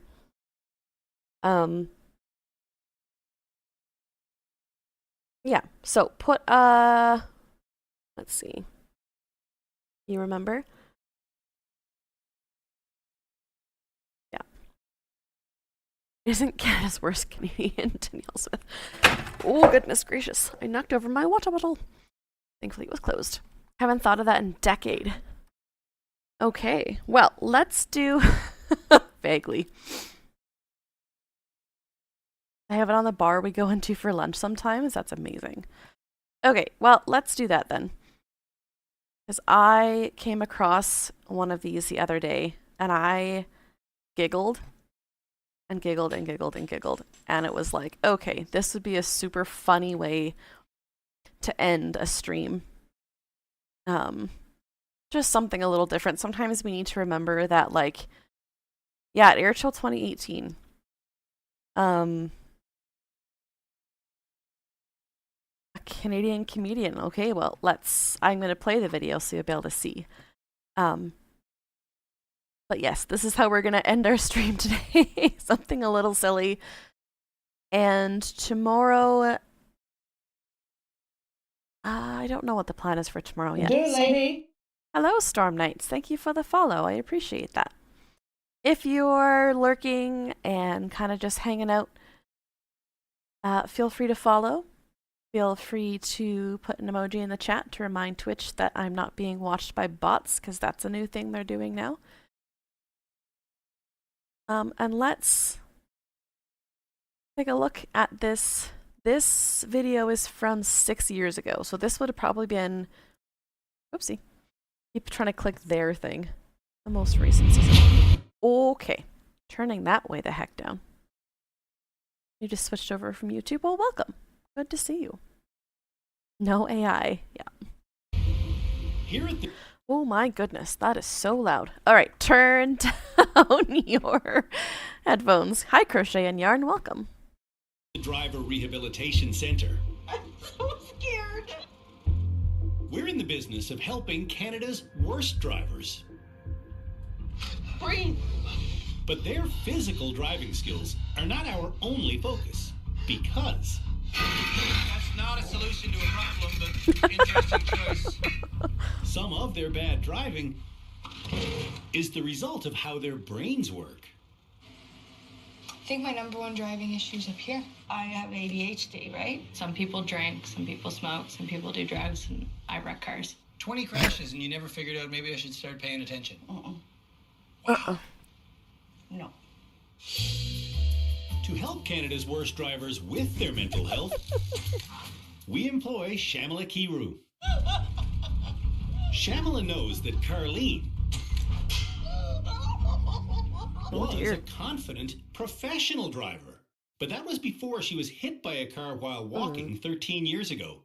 What will it take for you to drive alone? I was hoping then that that I'd have one more time with Tim in the city, and then try it by myself.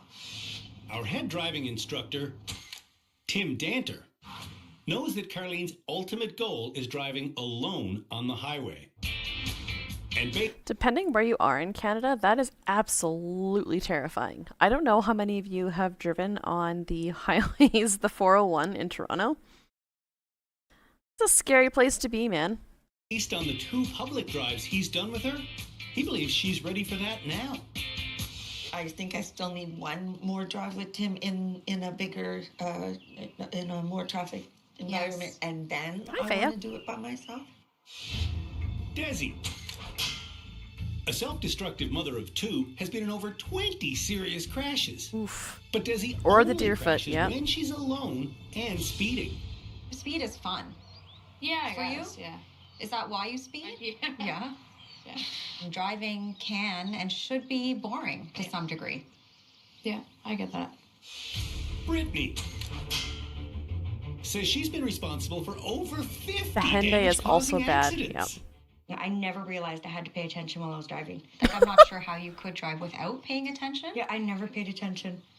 I just never focused on what was in front of me.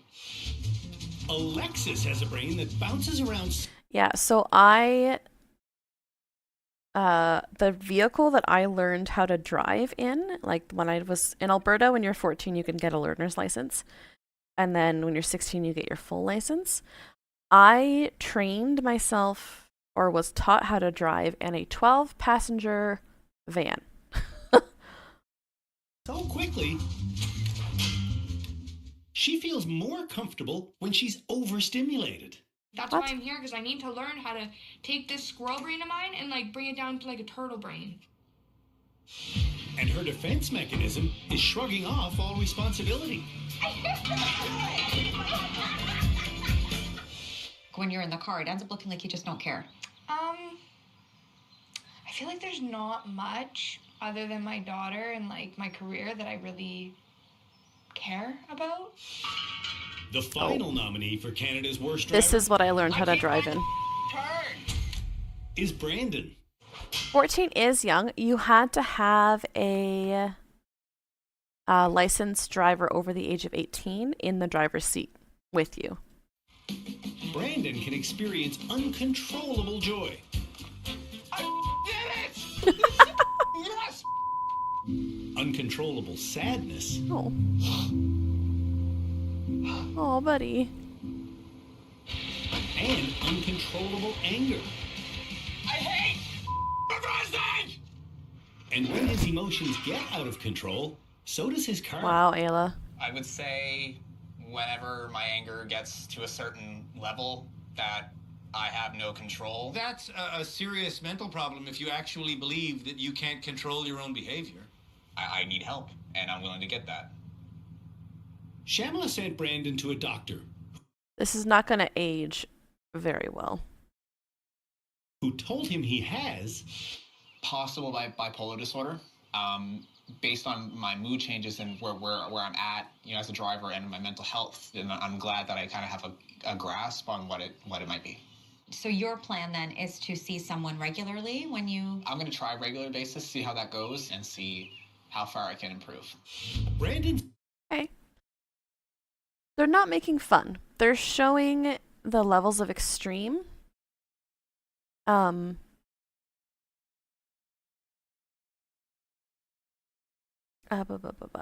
I'm required to renew my license every 5 years, I would accept a driving test each time. Yeah, absolutely. His ultimate goal in rehab is to improve his physical driving. And right now, Brandon is having his pedal control tested. I couldn't do this. Ooh. To pass this test, drivers must use perfect footwork to balance. You're right in the pocket now, so I'll lean back with you. Our super finicky teeter-totter. That's it. As soon as you feel it raised, you've gotta stop. Come back up, like that. You need to put it in drive or you'll go in reverse. I was in reverse. Have you ever hit another vehicle because you thought you were in drive or reverse and then you went the wrong way? Yes, that happened in a parking lot at your... Okay, I'm telling you the story later. I'm focused on doing this. Good answer. Drivers have 15 minutes to get this seesaw balanced. But Brandon just can't find the sweet spot. Oh, it's close. Ah, so close. Brandon was nominated as Canada's Worst Driver by his best friend, Sarah. Lean back! The thing's going off! The thing's going off! I don't know! Try to unjam the horn for God's sake! This is ridiculous! Shut up! Oh, that would be so overstimulating. I would not do well with that at all.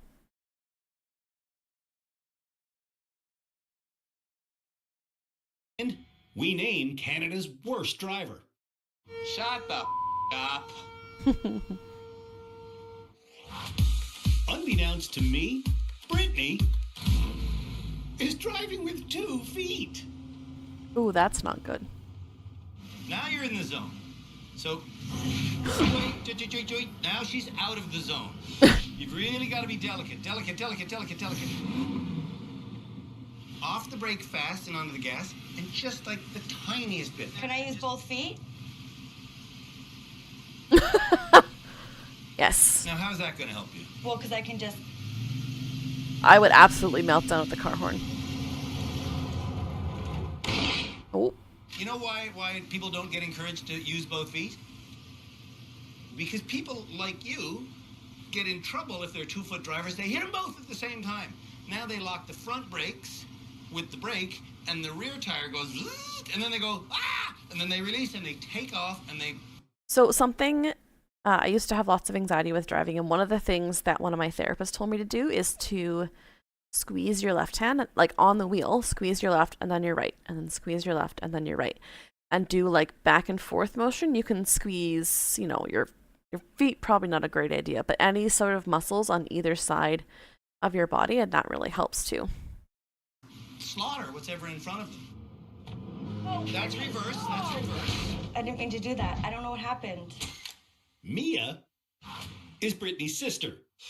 Wrong gear. Philippe Laterno is our high-speed driving instructor. Alongside Tim and Shamla, Philippe watches every move the bad drivers make. As does Cam Woolley, our legal expert. Yeah, 2-foot drivers are responsible for a lot of the collisions between cars and houses and restaurants and pedestrians. At the end of this episode, these folks will help me decide who should graduate.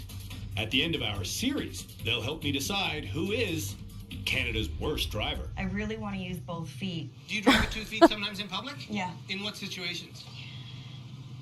Just pretty much if Yes, my that right too, leg gets Ninja. tired, I switch legs. Like I'll tuck my right leg underneath. And You'll tuck your right leg underneath? Yeah. What? No matter how much I beg.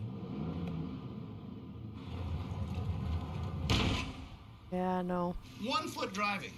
1 foot. Brittany just can't resist the urge to drive with 2 feet. I need 2 feet for this one. Okay, no. Brittany needs to drive with 1 foot. I'm sure a lot of people drive with 2 feet and just don't say anything. No, they don't. Desi usually wears boots So that dangerous. are so tough she can't feel the pedals. But for this challenge, she's taken them off. If she's doing this in order to feel more control, by all means, I would encourage it. I would encourage Desi to work on her pedal control. By the way, this is a doable challenge. Stop. There you go. Stay right there. Yeah, fair and So narrow this funk. is doable. Yeah. Carly has too many physical issues to risk Airdrie falling off AB. our teeter-totter. So, Alexis Yeah. is the final driver. Oh Now my. That's really bad pedal control right out of the gate. When it comes to pedal control, Ludicrous. Alexis is the worst person here this year. Nice and easy. That's professional driving instructor Jerry. He taught Alexis how to drive 5 years ago. Yeah. There is no nice and easy in this little piece of junk. That's not true at all. Okay, so step number 1 in getting good pedal control is not blaming the equipment. It's not Step blaming number the 2 of good equipment. pedal control. I learned how to drive standard first and got ankle surgery. Yeah, okay, that's fair then. I was taught how to drive manual. I just haven't done it in, oh gosh, almost 20 years? 15 years? Yeah, this test would be awful if the cars were standard. Absolutely. You're gonna get this. Is using the brake when you need to stop moving. Stop. Oh, she was so close. Listen, you gotta stay on the brake too. When No, you don't. What happened that last time? You were like hovering and then you went backwards again. Well, I apparently need to hit the brake too. What? Yeah, you have to hit the brake. I didn't know that. Once she knows that, Alexis succeeds. Lean back. No! We win! Nice. Canada's worst driver, teaching bad drivers through frustration since 2005. One episode Alexis. had the test in standard. Goodness. Passes. It's dumb, but like I understand why they make me do it.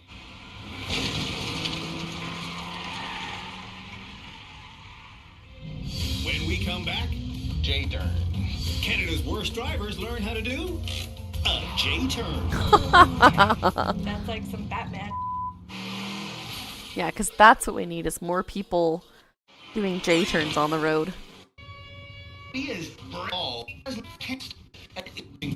1 kilometers an hour. Then let go of gas. If I let go of gas, I go a little bit one way, or the other way. And then pulling on the hand. Yeah, so my hubby has ADHD, and he really struggles driving automatic down the road because there's less things to do. But now he is a truck driver, so he gets a little bit less. Standard would be easier. There isn't a lag with a hydraulic unit.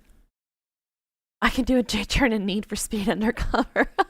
The true test of a great driver. Break. And we're out of here. That's like some Batman. It works because the handbrake locks up the rear wheels while allowing the front wheels to turn. I want pink hair again. Canada's worst drivers can't That's all I know. this simple maneuver out. Wait. That's okay. There is one Yes, bright me too. light. Oh. Neuropunk. Yeah. She did it. Carlene is a natural at handbrake turns. Mm-hmm. I feel good. Want to do one more? Yeah. Good for her. It takes everyone else a little while. Here we go. But eventually, all of Canada's worst drivers are able to get the timing down pat. That would be This fun. popular stunt driving maneuver. I want to do it one more time. Yeah, that would be super fun. I have ADHD and forced myself as I was learning to stay focused mainly on the road. Yeah. Hubby listens to a lot of metal music. Or audiobooks. I save, if I know I'm gonna have to be driving around a whole bunch, I save like YouTube videos, obviously I'm not watching them, to listen to, or podcasts and stuff to do while I'm driving, and that really helps. You got pretty good at using the steering wheel setup for Gran Turismo 3 on PS2. Love it. Yeah, Ayla, the official versus not official diagnosis is, whatever. Here. I'm not gonna judge people for saying they're self-diagnosed unless they're abusing it. Because I'm the same. I need something to focus on while driving, like music, deep topic. Yeah. I do a lot of my phone calls when I'm driving. I find that really helps. I'll call my mom and talk to her on the phone for a while, or I'll sit on the phone with Morgan. And even just the knowledge of somebody else is there really helps. Or I'll do my once a month call with all my siblings, that kind of thing. For the handbrake challenge, drivers will come down this laneway at 40 kilometers an hour. Once they enter this enclosed space, they'll have to do the maneuver around a foam figure. Season 14, handbrake challenge. Here we go. We both yappers. 20, 30, Bodily there's 40. I wanna just bodily. maintain- Oh, my words today. Body doubling does work. Ooh, that's a good one, Ninja. How do we migrate to driving? Plain Power, we're ending the stream today with something totally far away from politics. We're taking a break. We don't have question period this week. I think the provincial governments are all on a break this week. We're just having some fun. That's all. 40 hand on the brake or it won't work. Boom, boom. Boom, Yeah, baby. boom. This is a TV show that was on Canadian TV until 2018. So it's an older one. Do you love this? Doing this maneuver in public would result in an immediate license suspension. Yeah, if that's you're why I'm caught. wondering. Why are they teaching us this? Brandon But will okay. be doing the handbrake challenge. Turn it around, please. It'd be Around a dangerous to picture use in of town. Sarah. With the verbal working memory to deal with the squirrels. Yeah, that's fair. Don't hit me. Oh my god. Drivers will get 5 attempts at this challenge. And And on Brandon's first 2 runs, he hits the foot brake. Left, right. Oh no! I need to turn. Right. Oh, ow. When the foot brake Did they is put a applied, picture the of his front friend wheels on lock. there? And that will cause a forward skid, not a J-turn.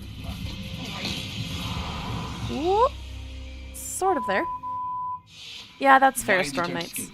Because I didn't turn toward, like I didn't turn right after the arch. I'll give you a hint. Knowing how to... What? I don't know. Oh, I hit the foot brake again? Yeah. Okay, gotcha. My words, Ayla, are not going to also be super coherent right now because I'm getting tired, but you're one thing shy of ADHD and autism, but they listed me a ton of traits like high sensitivity, etc. Yeah. Basic Psi would have diagnosed me autistic, and that's it. Yeah, fair.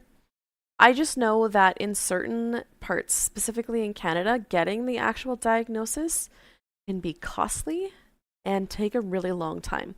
So if I have someone tell me that they have autism and they need what's the word I'm looking for? Accommodations of some kind that I can help with, then I don't need them to show me the piece of paper. That's more so what I meant. Assume everyone else on the road does not know how to drive. Yes. Accurate. In training, no one ever hit the foot brake. Foot brake! Foot brake, foot brake, foot brake! But on the challenge course, the bad drivers often forget to look where they want to go and instead focus on the rapidly approaching rear wall. And that makes them instinctively hit the foot brake. Yeah, I can see that. Bonk. Dude, you hit the brake! I was going to hit the wall, that's why I hit the brake. Brandon hit the foot brake on all 5 runs. Exactly, Gavin. Brittany hits the foot brake on her first 3 runs. And then she hits something worse. Ooh, that's awful. A little bit this way, a little bit this way. Oh, goodness. As an adult, most times you need to realize you have autism before you can push to get the diagnosis. Yeah. I can read the DSM. I know I qualify. Yep. Dad taught me to go into a abandoned parking lot after it snows and play around. Yep. My dad did the same thing, which, again, in a 12-passenger van is a very different experience. But yeah, we did that a couple times. We'd wait till like 9 or 10 o'clock when we knew the stores were closed. And he was like, yeah, let's go into the parking lot after it snows so it's super icy and make sure there's nobody else around. And then, yeah, like, get yourself into a situation where you're fishtailing or you're spinning out and, okay, how are you going to get out of this where there's not other obstacles?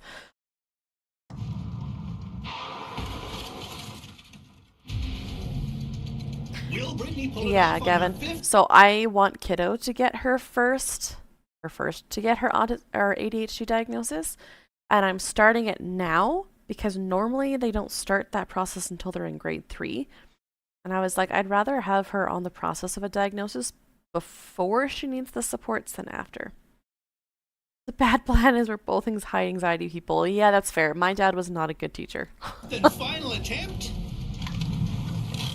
Oh, goodness. Oh my god. Nope. They did put the But she friend's does pull face on something there. off the car. Ah! Stop, stop, stop, stop! Uh-oh. That sound you could hear was that. What is it? The mirror? The lights are off. Oh, the light. And there's no one home. Like it's almost like boom, I stopped paying attention. Like there's something wrong with me upstairs.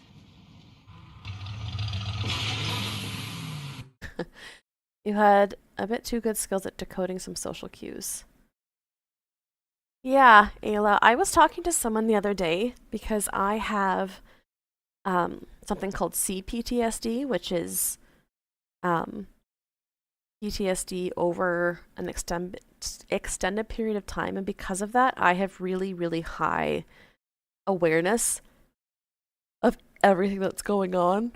all around the room, and on people's faces.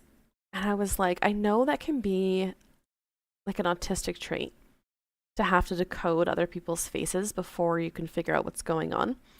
But it's also my hypersensitivity based on my childhood, where I had to figure out based on their facial expressions or the way they walked or the way they, like, their voices were, what their emotions were.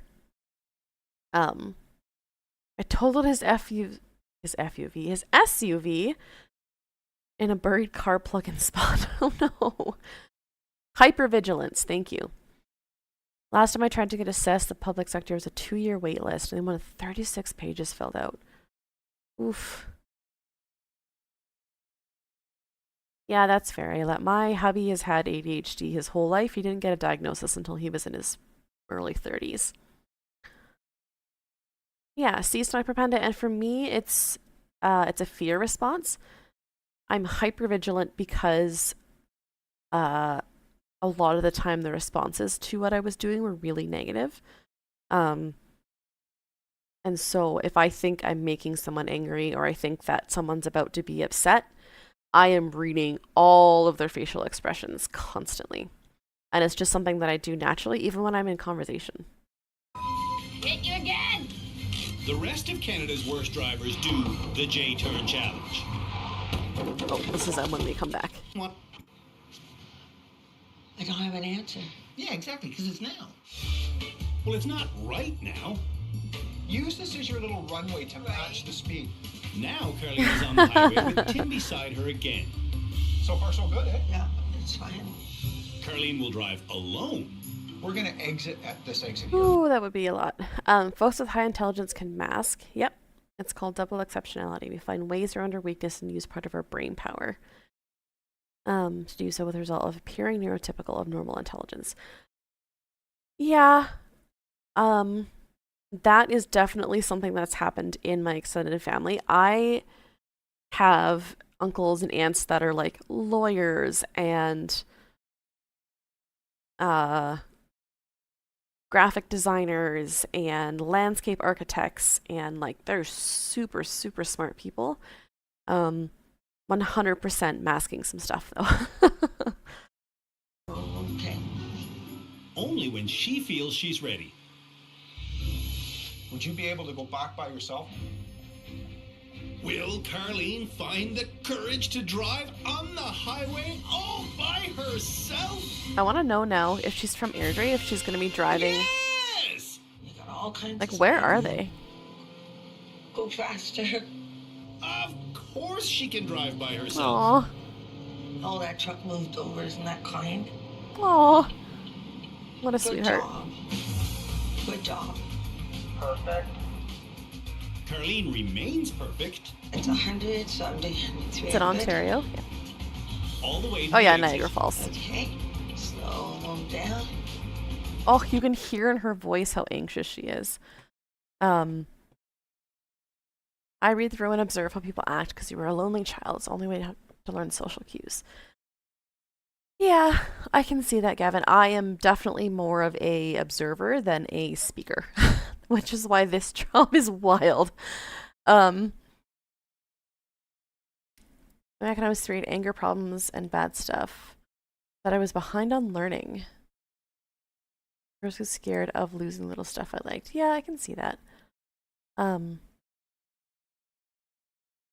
I just enjoy her purple hair. Yeah, me too. I miss my colored hair. I was accused by early partners that I was a chameleon and never genuine. Because you would like adjust yourself to the situation kind of thing? Because that's definitely something that I do. But yeah, there's lots of reasons why I know that kiddo has ADHD. One of the things is when she gets angry, it's like she's real mad. But it's super short-lived. Squirt out those milk bags. Followed a minute ago. I will take that as it is. It didn't show up in my notifications, but okay. Yeah, mirroring. Forced into speaking roles just because I can put many people's thoughts together. Yep. The same way. I'm either a chameleon or a robot. Well, here, y'all, we're just friends. Right here, we're just human beings trying to navigate the world. I could care less if you've got any letter attached to your diagnosis or gender or whatever. Here, we're just human beings trying to make it through the world. Yeah, what a milk bags. Oh my word, what a name. Yeah. Yes, we are a community. We're a community of humans who are not perfect and who are struggling to function sometimes and really like trains and all of those things. And you're welcome here. Unless you're an asshole. In which case you're not welcome here. Good. Do you be willing to do that one more time? Oh, sweet girl. Okay. Instead of just one more time. Oh, God. Carleen merges onto and off of the highway by herself. Get over and we're going back on again. A total of 3 separate times. Yay, good for her. I'm doing good. I really am doing good. Headed back to the rehab center. Look Carleen at seems like her. the driver she has always dreamed of becoming. Aw, that makes me so happy. Just 10 minutes after returning from the highway, Carleen has to reset her mind for the handbrake challenge. I have to get back in that frame of mind again. I have to know a word of a lie. Like Brandon and Brittany, Oh, shoot! Carleen repeatedly hits the foot brake. Oh. You were on the foot brake Pretty much before you even got into the box. Oh my God, I was on the brake. It's worth remembering that in the past, when Carleen failed high-speed challenges, she reacted like this. Those days seem behind her. Did you ever think that I'd be... Aw. So happy for her. That is a lot, especially to be hit by a vehicle. And then come back and have to do this. You're fairly flat-toned until you're very emotional. Costing a lot of energy, crashing mentally. Yeah, that is something that as an EA we saw a ton, because kids at school, you know, they're observing the other kids around them, and to some extent they can sort of assimilate themselves into the expectations of the classroom. And so at school they were quote unquote fine. And then they go home and they are so dysregulated. I had a mom come up to me and be like, I can't do anything with him after school. Basically, I have to get everything I need to get done before he comes home. Because when he gets home, I can't, like, I'm constantly having to help him through another big emotional meltdown, which is really, really common. Yeah, you're right, Faye. It's very common. And it's something that, as a parent, I'm thankful I knew beforehand, because kiddo definitely needs space. We'll be in the car, and if I ask more than one question, she's like, Mom, I really can't answer any more questions. And when we get home, she lies on the ground, on her back, like fully in contact with the ground, with like her entire body, and she lays there for quite a while, and just grounds herself, because it's something that I know helps me, so she's seen me do it.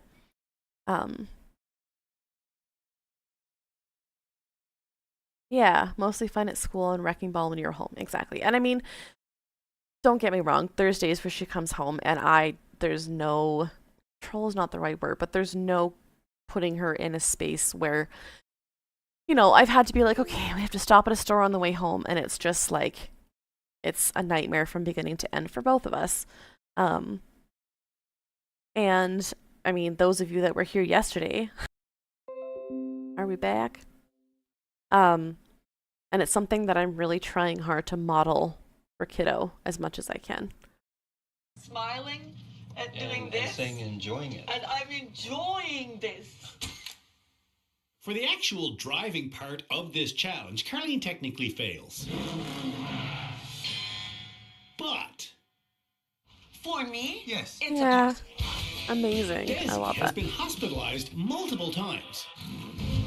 And come home and immediately burst into tears. Yeah, the first week of grade 1, when I picked her up, like when she had the first full week, I picked her up on Thursday and she cried the entire way home. Just like so overwhelmed. And eventually you learn how to regulate it, whether in healthy ways or not. But yeah. She'd be highly mastering doing therapy, and she got home, she'd fly off. Yeah, I can see that. That would be a really, really high intensity masking situation for sure. She's trying to avoid. Bonk. Oh, you knocked me over. Desi's friend Drew gets knocked over twice. Hit you again! Damn it! Number one piece of advice. Yeah, that doesn't help either, Neuropunk. Where you want to go? Are you doing that? No. I looked at him again. If you're in a sticky driving situation and something appears, Look at that poor sudden, car. fixed. Don't look at it. Look where you want to go. Come on, Desi. Come on, come on, come on. Hey, she did it. Yes! Desi passes. Pass. Yeah. Alexis is getting more out of rehab than she bargained for. I think it's safe to say that all 7 of us here came here with some sort of mental problem that's kind of coming out now. So it is more than just driving here for sure. That's amazing. When I got this gig all those years ago, I thought it was a Yes, driving absolutely, show. It's more. Helios Caster. And when you Alexis talk about, fails like, the Alberta teachers are talking about too many kids in the classroom, that's like a number 1 sensory overload. Her first 4 runs. This is her last chance. Like, not even close. Alexis fails. I give up. When we come back, not much happens. Here he comes. Oh, this is funny. The eggshells I had to walk around. You heard definitely screw with your head. Yep, I had a parent like that too. Where it was like constant eggshells all the time. It leads to a lot of hypervigilance for sure.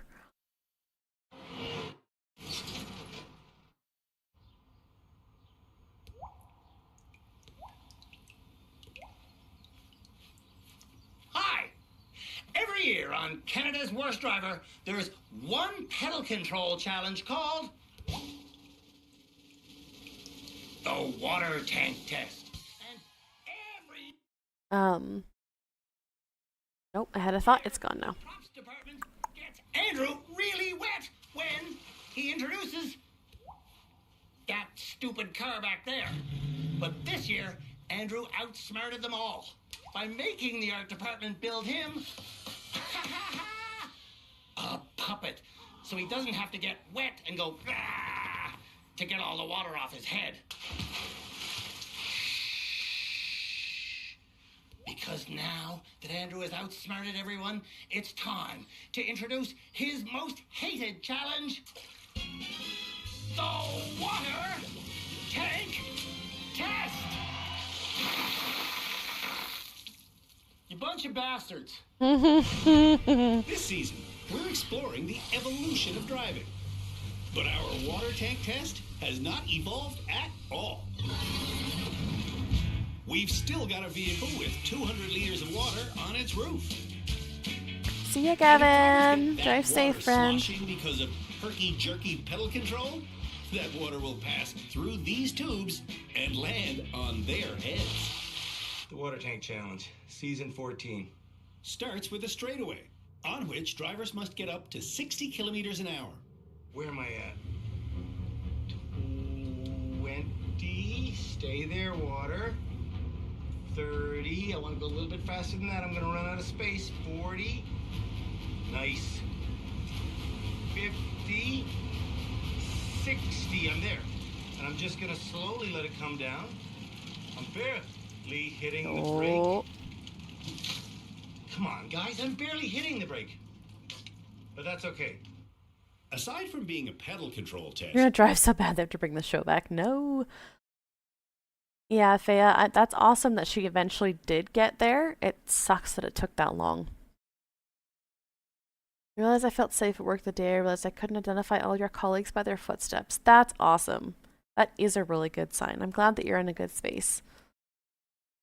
The water tank challenge also shows how well drivers behave while under extreme duress. Just because something goes weird in the car doesn't mean that you get to freak Thanks, out. Gavin. This precision steering section, and I am through clean, leads to a parking lot where a shopping cart pops out. Oh, there it is.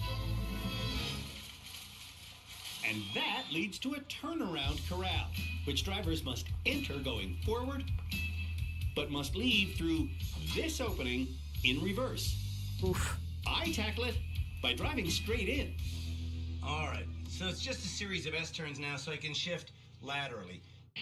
I see the weight on the back tires. Less than 2 minutes and creates zero stress.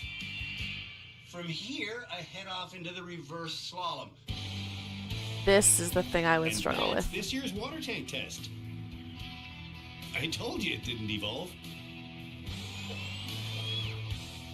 This is a course that can actually be done perfectly. Will Alexis do it perfectly? No! Oh, this is not fun at all yet. Oh, gentle, just gentle. You gotta get to 60 gently. As usual, terrible pedal control from her. She's so bad with that. Alexis, you're heading. Stop. Instead of taking a moment, Alexis takes off. Smooth, smooth, smooth. Hey, just whatever. Ooh, crunch. Alexis, stop. I'm not even touching the gas. Like, I'm just coasting. Well, ride the brake. Okay, I kind of forgot about riding the brake. Ride the brake. I forgot. When an automatic car is in drive, it propels itself at approximately 8 kilometers an hour. Don't get rid of gas. Don't go to the gas. Yeah, exactly, Helios. Riding the brake allows drivers to control their speed. Don't touch the gas. Don't touch the gas. Sorry, I gotta get through it. In the turnaround corral, No gas.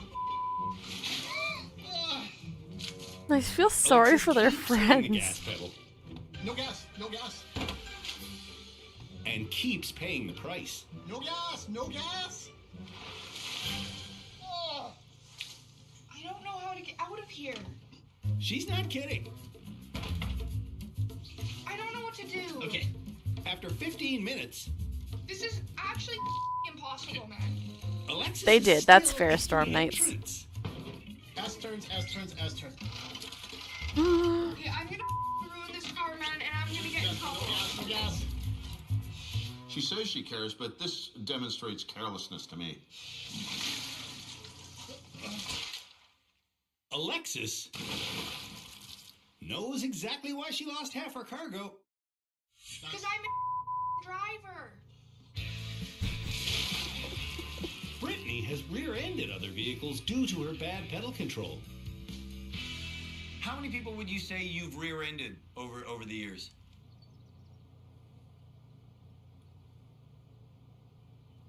Maybe 20. Oof. Wow. The only time that I've hit another vehicle was, again, in the 12-passenger van. I was backing out of my driveway on the way to driver's ed, for all the irony that is. And at the bottom of our driveway, it was really covered in snow. So in order to get past the driveway and not get stuck at the bottom, you had to gun it a little bit. And so I gunned it to get over it. The back end slipped, and I smashed it into my neighbor's car. And so we went, of course, and knocked on the door. We're like, sorry, like I hit the car. Here's my insurance, da da da. And the guy was like, oh, this is a rental car. I'm just gonna like bring it to the rental place and tell them that I got hit like this in a parking lot. So nothing ever came of that. And I've never been, knock on wood, I've never been in an accident that I caused since. A poor ground 116, that's not bad for car repair. You thought that was normal, correct? I did think that that was normal for sure. Oof, that's brutal, Ninja. My dad is just an unsafe driver. Like, he drives too fast and thinks he owns the road. It's terrifying to drive with him. It's cold! I peed my pants! Oh my god! You gotta get to 60! What are you doing? Oh my god! It's cold! That's not that bad, truth be told. What is bad? No, don't hit anything! Is that Brittany doesn't collect herself before the precision steering section.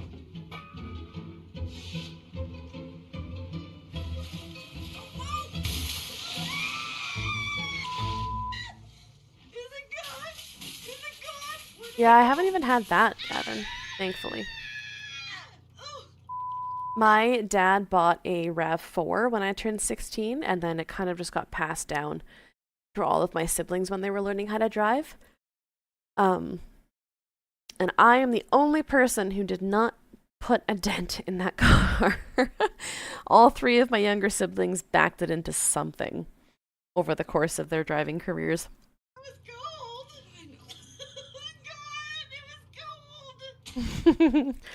First time I was driving, didn't know. Yep, they do. His truck had a scratch. He looked at my car and said, "It's okay, just go." The other thing is, did you know that square tires are a real thing? When it gets really cold, somewhat warm, the pavement is warm, it gets super cold, and your tires can actually freeze flat to the driveway or whatever you're parked on. And then when you start driving, it's like dunk, dunk, dunk, dunk, dunk until the rubber warms back up. For the rest of this challenge, though, Brittany doesn't spill another drop. I'm learning. Desi! Oh! Oh my god! Okay. Or as I should call her, the hillbilly hauler. Oh, that's her tattoo. Question. Is it more dangerous to drive in flip-flops or bare feet? Second part of that question, which one is illegal? You guys know.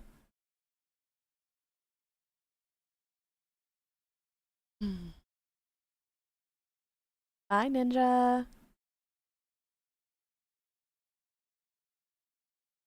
Bye. Thanks for being here, friend. Bare feet?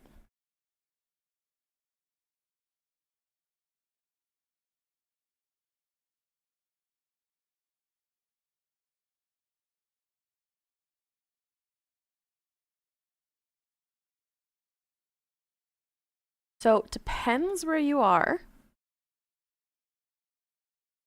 In Ontario,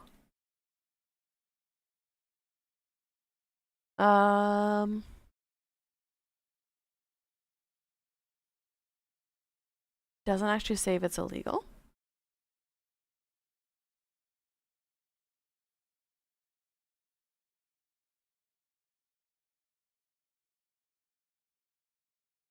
I feel like they've changed the laws now since the last time I asked this question. It's not illegal to drive barefoot, but you can get a ticket driving in flip-flops. My dad was driving a standard car with flip-flops on, and you can't, like, the flip-flop gets caught under the pedal. It's a nightmare. Oh, I drive barefoot all the time in the summer. But Desi only loses 40 liters. Can I have a hug? Oh, you squelchy.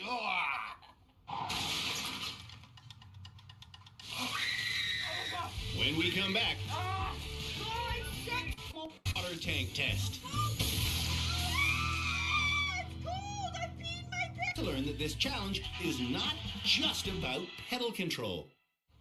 It's also about keeping your wits about you when things go wonky. Which, of course, is something I am challenged with. Again, flip-flops. Not great. Smooth, come on, get up there. I'm not getting there fast enough. Come on. Carlene is supposed to accelerate up to 60. Get up to 60, Carlene. But her maximum speed is barely more than 20. I gotta go around. How fast did you go? Not half as fast as enough. Go back and get up to 60. Yeah, I will. I don't think she will. Without a lot of encouragement, that is. Get up to 60. Get up to 60. You got plenty of room to do it. You just want me to get wet. Oh. Yeah, that's all he wants.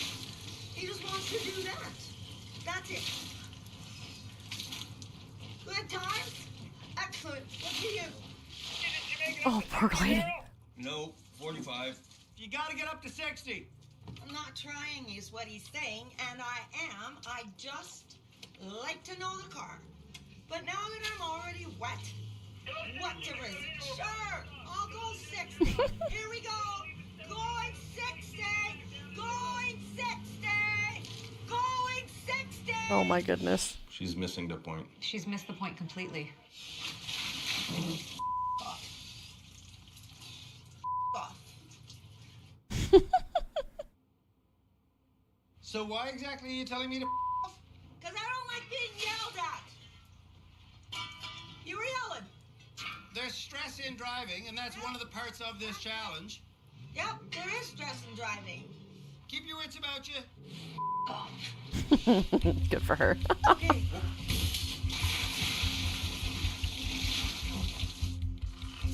Before the turnaround corral, I really want to get things back on track. Are we ready to kiss and make up? No. No? No. Because I'm trying to focus on getting this done, and I'm trying to figure out how to do it. I'll just go away then. And you do the rest of the challenge however you want to do it. I'm trying to figure out how I want to do it. The other guy. Yep. She's not going to learn anything on her terms. That's right. Let's find out what I can do. Because that's what I want to do. Yeah, I'm the same neuropunk. I aced my driver's ed. Go in that way. Almost failed the driver's test. I just don't test well. I know. He's struggling. Instead of actually driving. Just having a tough time with this one. Carlene has learned a ton in rehab. Get in that corner? No. That corner. Right? But because of this one hiccup in her journey, Don't say a word. Poor guy. Carlene is now claiming that rehab hasn't helped her at all. Has it been successful for us? This poor guy. No, that's right. You'd think that Carlene would calm down after a while. But no. I want out. I'm going to leave. I want out. I'm done. Let me go home. This is a waste of my time. I don't need to pass a single more thing. I just want to go home. Brandon also goes super slow on his first crack at the He is straightaway. questioning his life choices 100%. And just to keep things fair, I'm going to yell at you to go 60. Go. You got to get up to 60. You got to get up to 60. Oh, my God. Oh, You got to get up to what? 60. Brandon actually makes it to 60. Come down, bring it back to 0. Yeah, and her screaming is not helping. I would absolutely melt down. 100%. Oh, no. And like that haircut's not helping him. We'll start again and we'll do it correctly. I can't do this. I don't want to do this. We'll do it again. I want to quit. I quit. I'm done. I'm done. I quit. No quitting. Turn around. It is, yeah. You can't quit, Brandon. No quitting. No quitting. I can't see out my front window. Okay, we'll turn on the windshield wipers. That's traditional when things get wet. Okay, I'll try. Yeah, and I'm going to be here yelling at you to go 60 as a form of encouragement. I'm ready.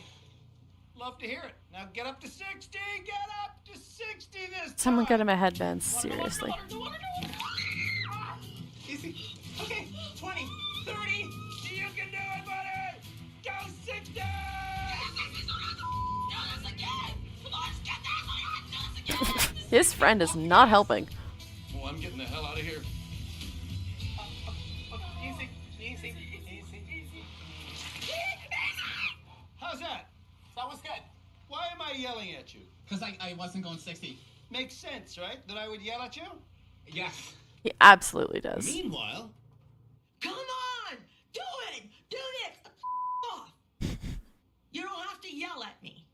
Yeah, I don't think I could do it because my glasses would just be soaked the entire time. Me. come on, before the sun goes down. I'm trying. I know. No, me neither. Brandon's effort is really paying off. We like it. Look at all the water that's left. In the grand scheme of things, that's not bad at all. Brandon's reversing isn't bad at all anymore either. As the sun sets on One More Water Tank Challenge, we've learned to douse the flames of hatred with about 200 liters of water. Is it a beautiful thing? Oh, you're damn right it is. It's a beautiful, beautiful thing.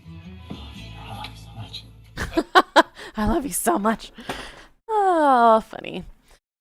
All right, friends. That was our apparently deep conversation starter for the day. Yeah, awesome. I love it. I don't know if there will be a stream tomorrow.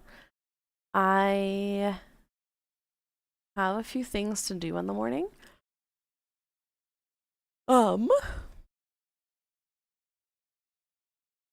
This was fun. No worries. Always, always. I'm gonna raid y'all over to a friend. I'm just going to, again, I need to copy paste this. I say this every flippin' time.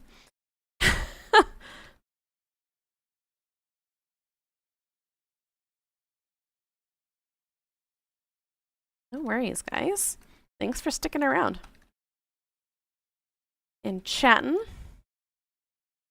This week was definitely a little bit of a slower week with the House of Commons being out, but I think we did okay.